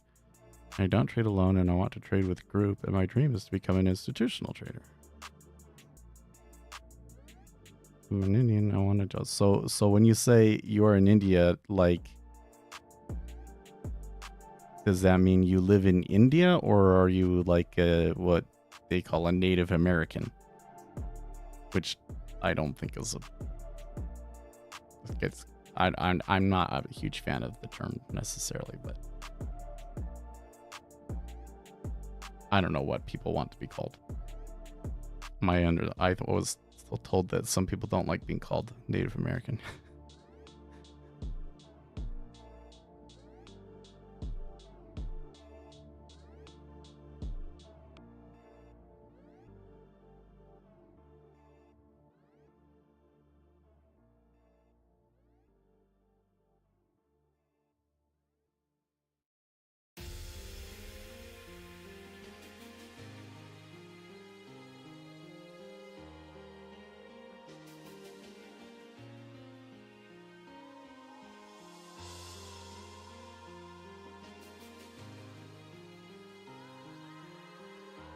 I might know what's wrong.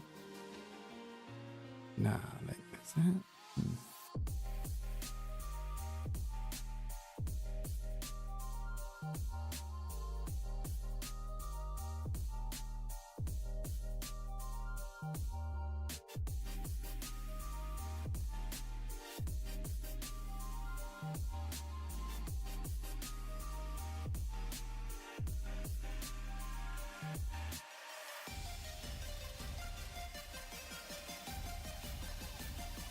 Oh, no. That's not that.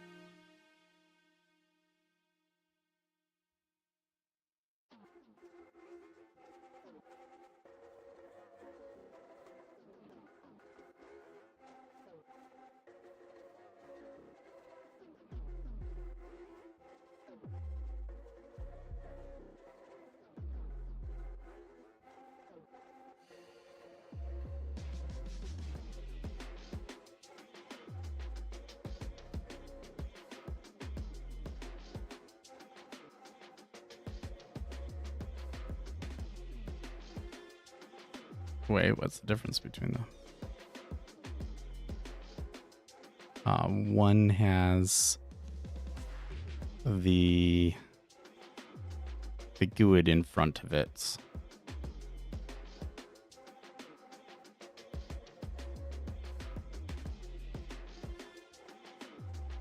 Is that this buddy over here? A8.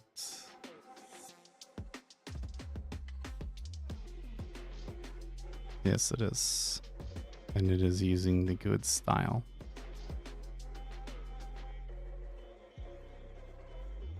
But his new one is using this.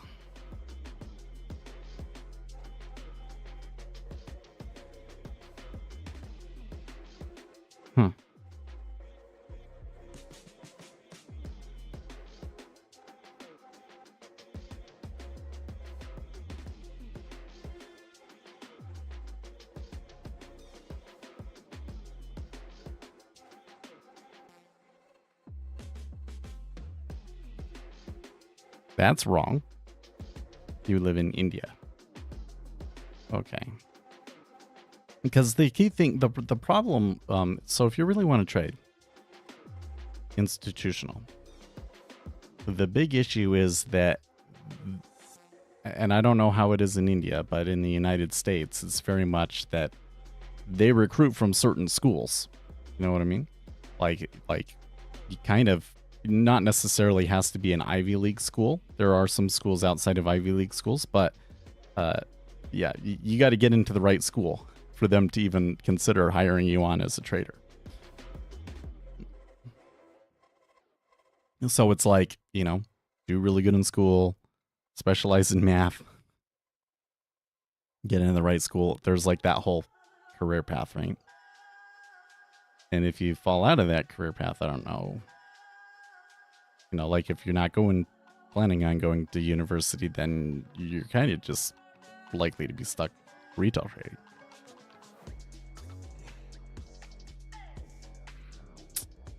What did I do to it? I broke something, guys. I definitely broke something. So this right here, that last element is whether it was recorded live. And those are tick replays, so that should definitely be 0.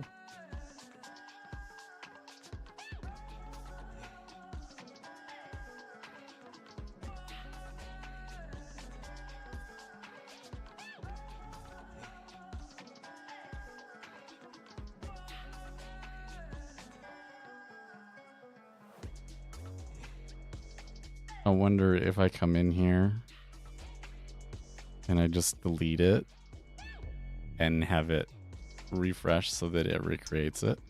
Ah.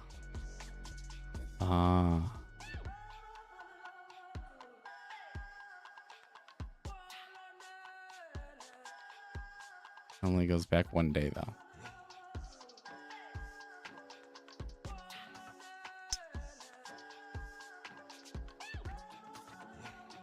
So it might have something to do with that when I added the indicator on the first thing, it didn't have save tick replace set. Block by. Sorry, where was it? Here.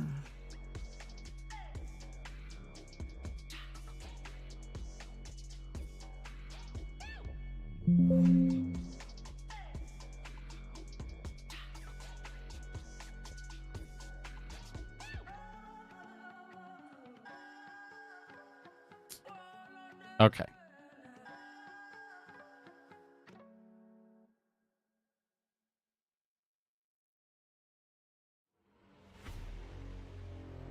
Well, we'll see when we start up tomorrow if we fix that issue. Man, I knocked out a bunch of small little things, didn't I? Probably things that we were kind of putting off, though. You know what it is it's a sign that we're supposed to write our own trading platform in Rust. That's what it is.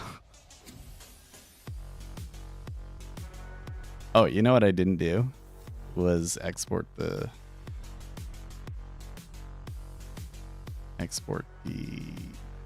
spread strategy.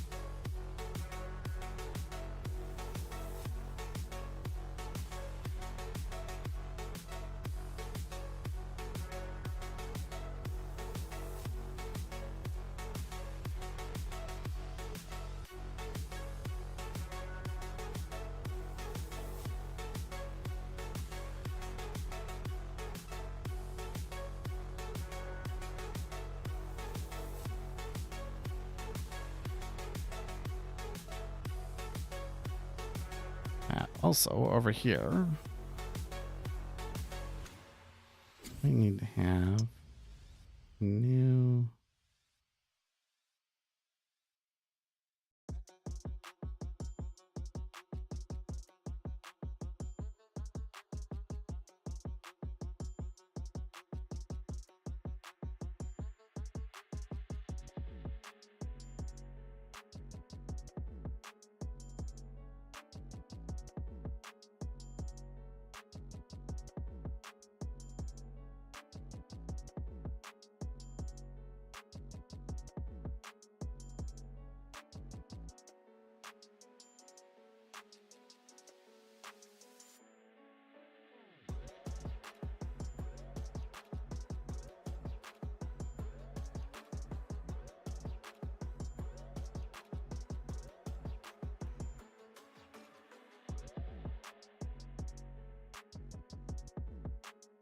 Cool. Where's this other one? Tools, export.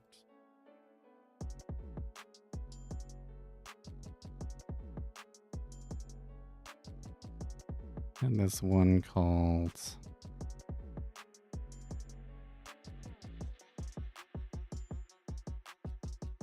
I don't think it was just random trade, but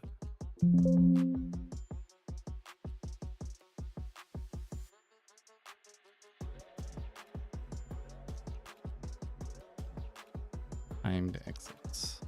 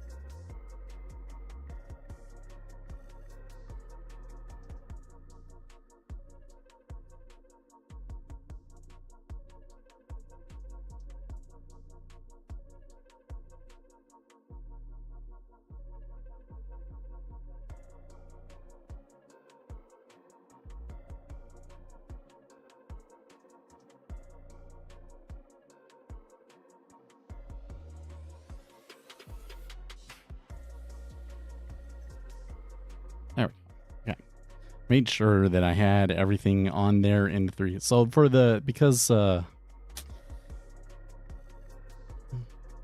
Julian helped me so much on the strategy, I put that one in both Discords. Then there's also that random baseline one that I've just mentioned in a video and made sure it was in there. So if you're on the $3 Discord, there is a media forum.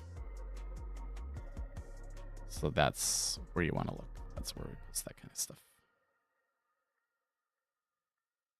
And then you can go into it and you can like send messages. You can ask questions about that thing in particular.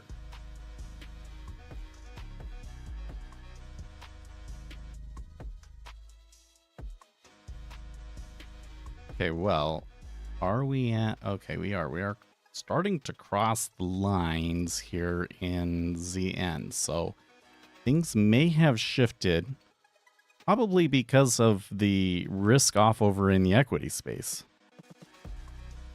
Things may have shifted to the treasuries being net long, I guess.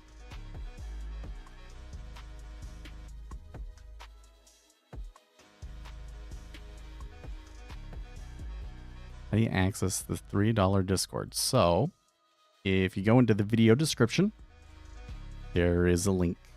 Should be right at the top. New premium $3 a month Discord. There's a link.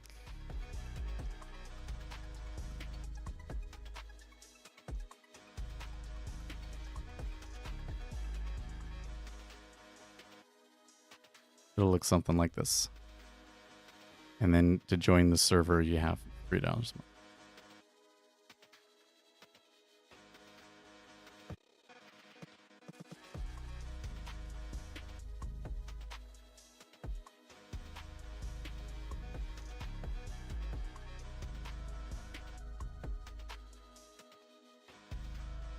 I'm pretty pleased with how that has gone. Like, I kind of thought, oh, we'll try it. I hope that doesn't become like a ghost town. But like, we've been putting good stuff in there, and a good number of people joined. So I think it was totally worth it.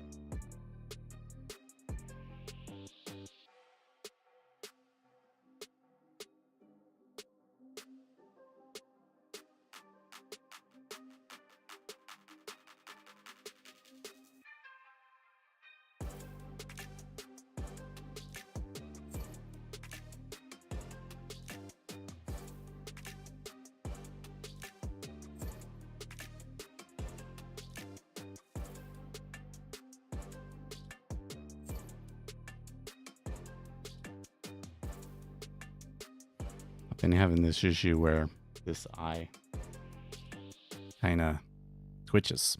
The eyelid twitches a little bit. It's kind of weird, but I keep thinking, oh, it must be some nutritional deficiency, stress, haven't been working out enough. So I was kind of hoping that working out yesterday would get that to go away, but nope. Nope.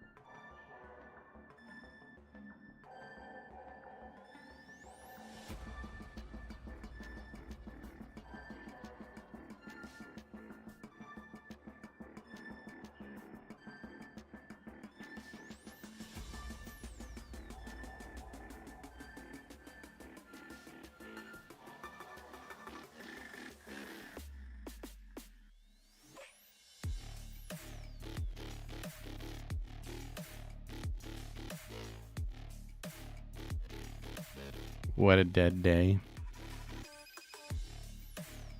It's a lot worse than I anticipated, that's for sure.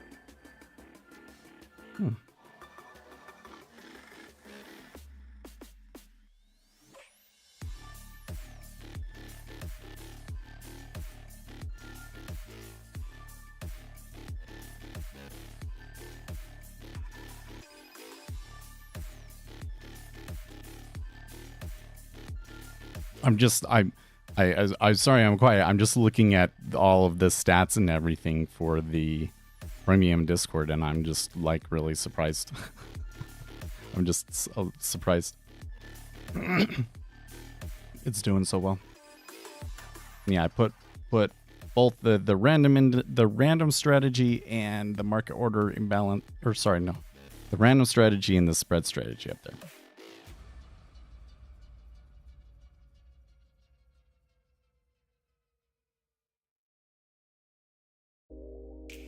Oh boy, what's this?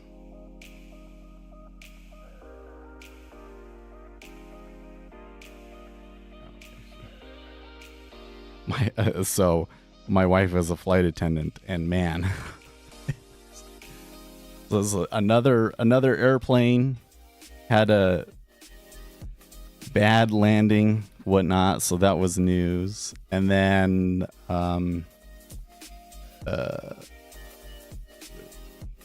Southwest is doing layoffs, which has never happened before for them. And I'm kind of like getting nervous here. I'm like, oh man, what if she doesn't work for Southwest? She works for a regional airline. But on every day I see things that I'm like, is the economy actually like just quietly already in a recession? Like the stock market just hasn't quite broken yet, so we don't realize it. I see a lot of things that makes me think, you know, this economy is not as good as it appears on the surface. Like, seriously.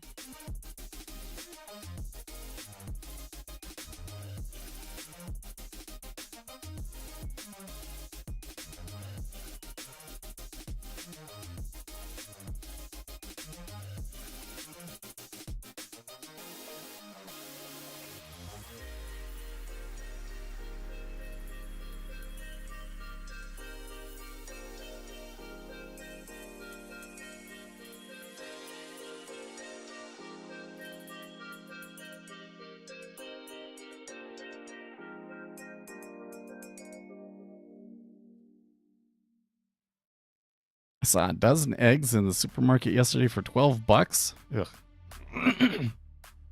That whole thing has been the man. I've been on Reddit. There's tons of people posting these things like, "Oh, you voted for that," and they had a picture of Donald Trump or whatever. Because people posted that sort of stuff when it was Biden. Okay, yeah, but that was like 2 years into Biden's term when we really saw inflation. Trying to blame Donald Trump for the price of eggs 1 month into his term is so ridiculous to me. So ridiculous. But it's like they're freaking everywhere.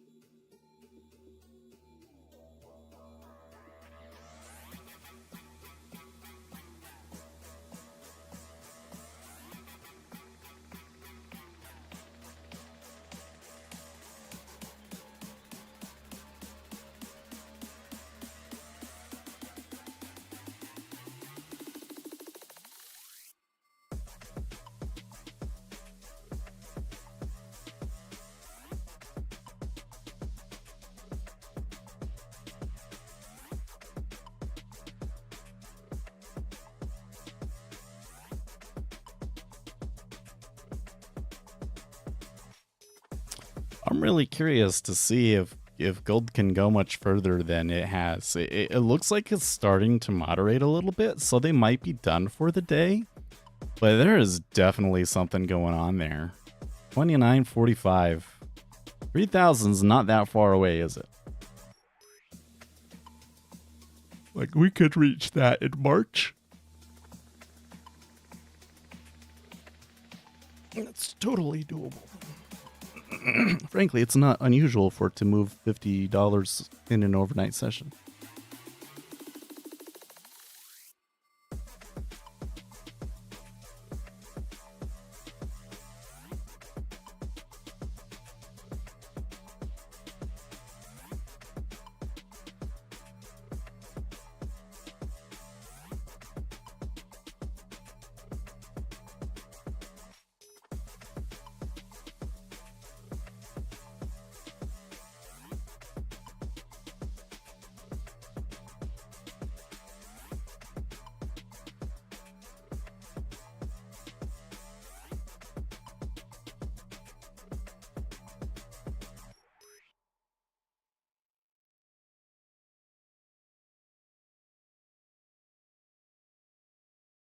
Well, what else we got here before we go today?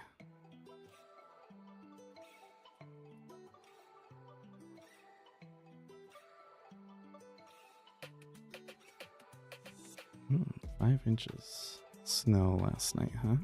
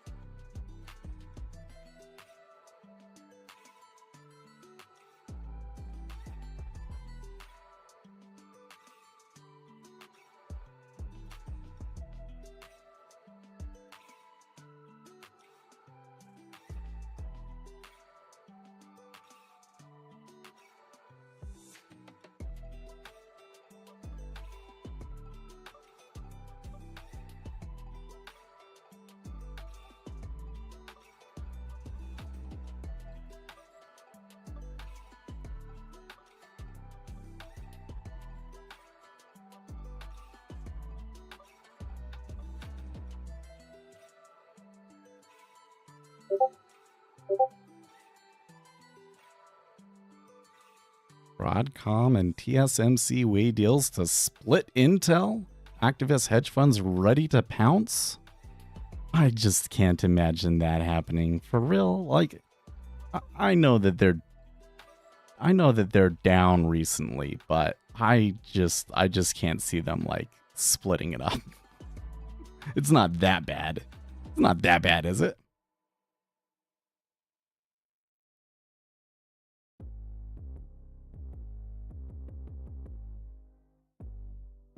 Strong signal of stock market downside risk is when hedge funds are going short, yet retail money is still pouring in. That's the case today.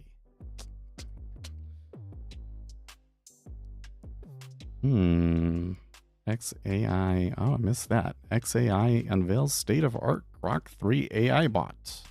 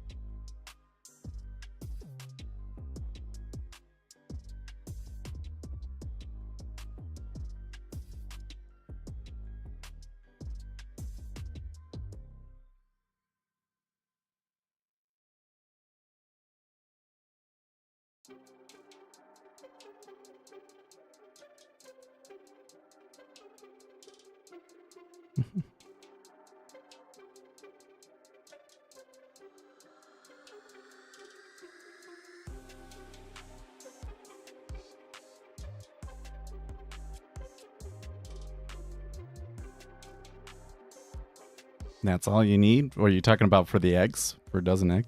I don't know. I have chickens, but it's winter and it's too cold. They haven't been laying any eggs. I even put a light out there. Not like a warm light, but just like a light out there.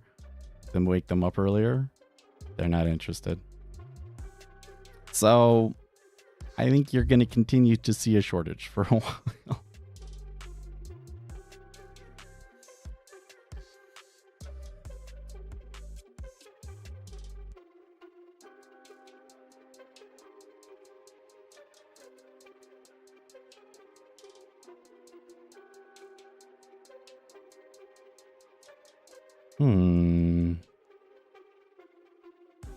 There's just a big move there in oil.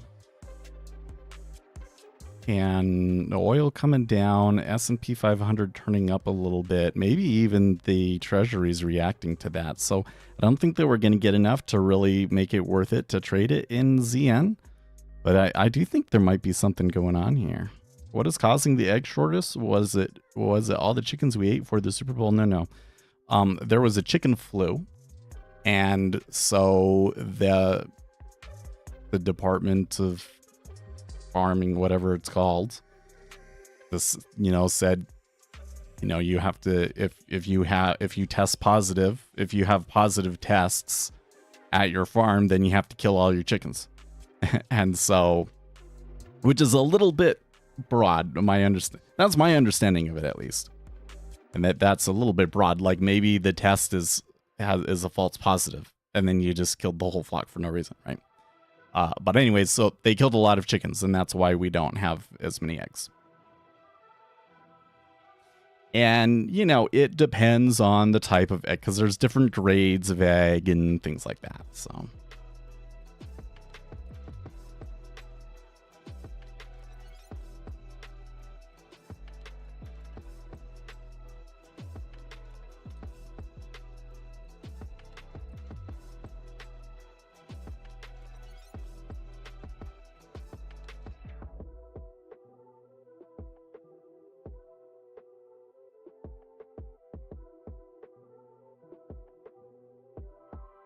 Yeah, for an example of how good their tests are, if you remember how COVID tests would test positive for almost literally anything.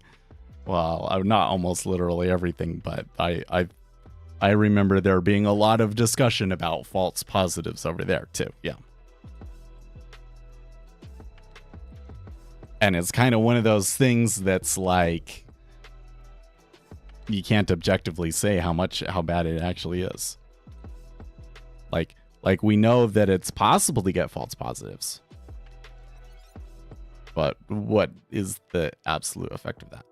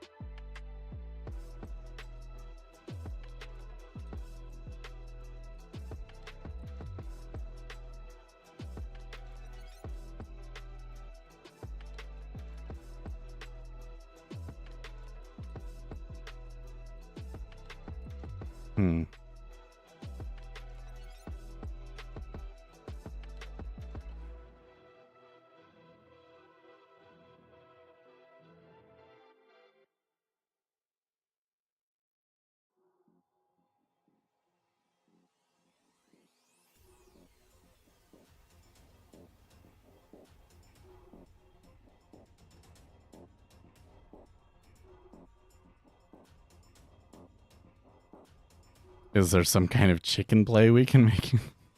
Not that I know of. I don't think that egg futures are a thing. Maybe they should be. We should go talk to the CME Talk about becoming egg merchants.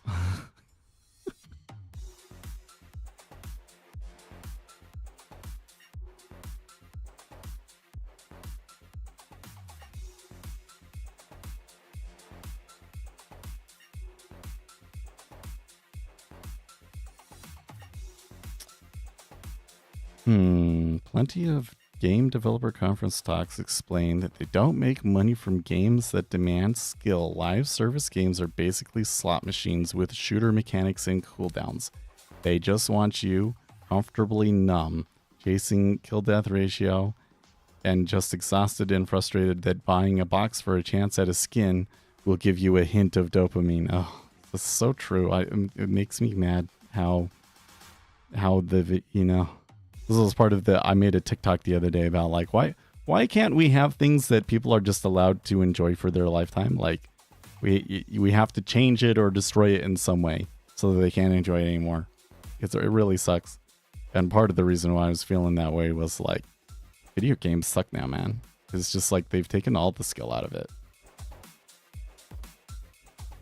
And I miss a good fast-paced arcade shooter where your aim is a critical skill.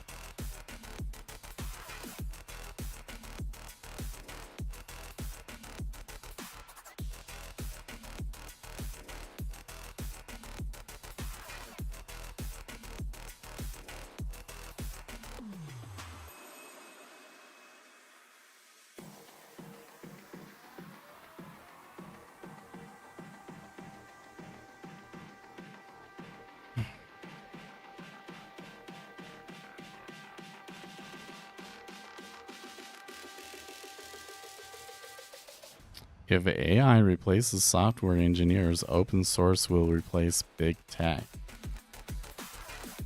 Alright, let's read this. Hear me out. We are not in this job only because of money. We forget to save code.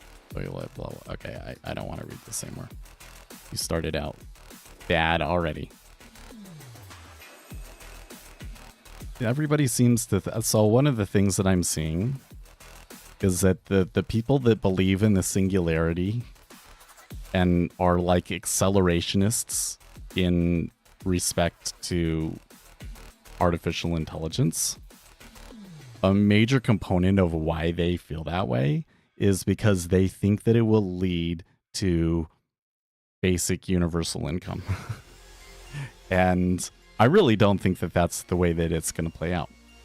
If you give everybody overall more money, it results in inflation.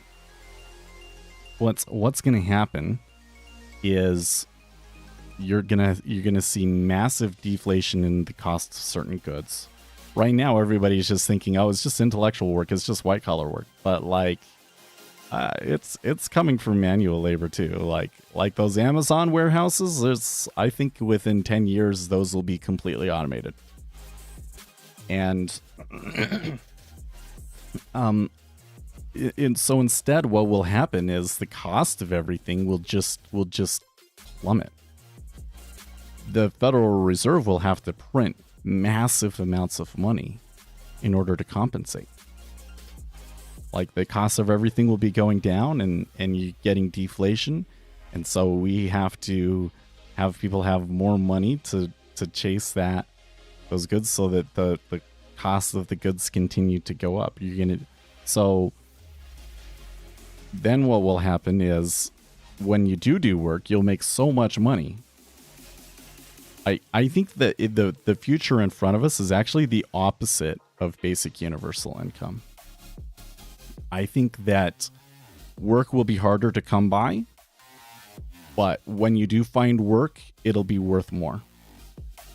And so the economy will be much more entrepreneurial, and like guaranteed month after month income will be less common.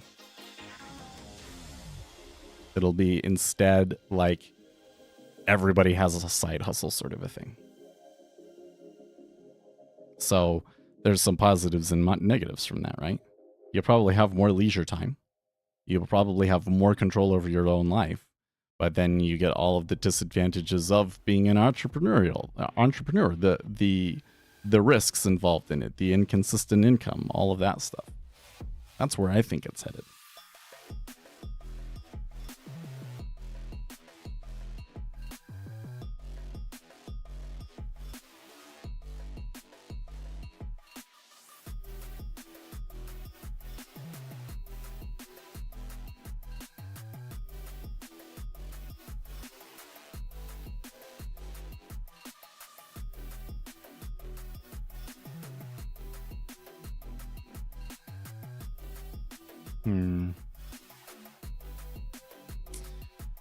Well, with that, I think it's time for me to get going. I feel like, the last 30 minutes of this has been super quiet, but, the market has just been super quiet. But we did some good work today.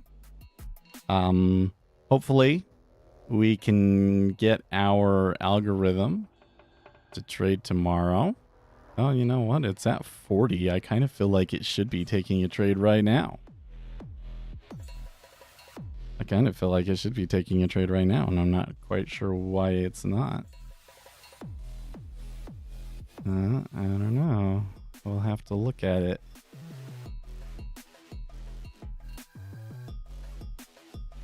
I don't even remember what I set the deviation to be.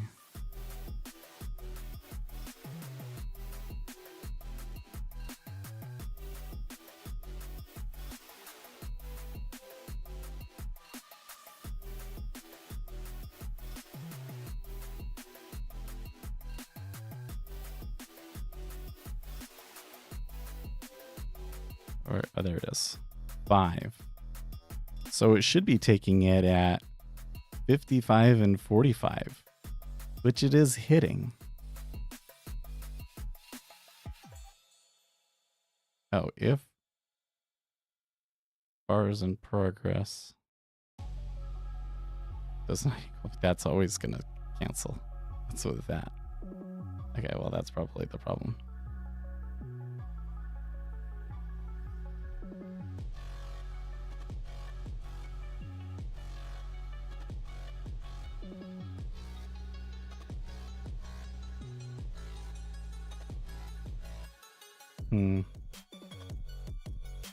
I have to fix that.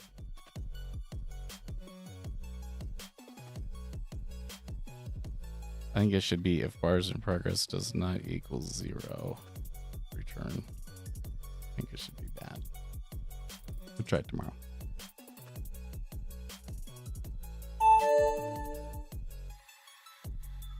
Okay. Guys, I gotta go wake up the kids. Do all that stuff today. So I'll see you tomorrow. Stay excellent, team.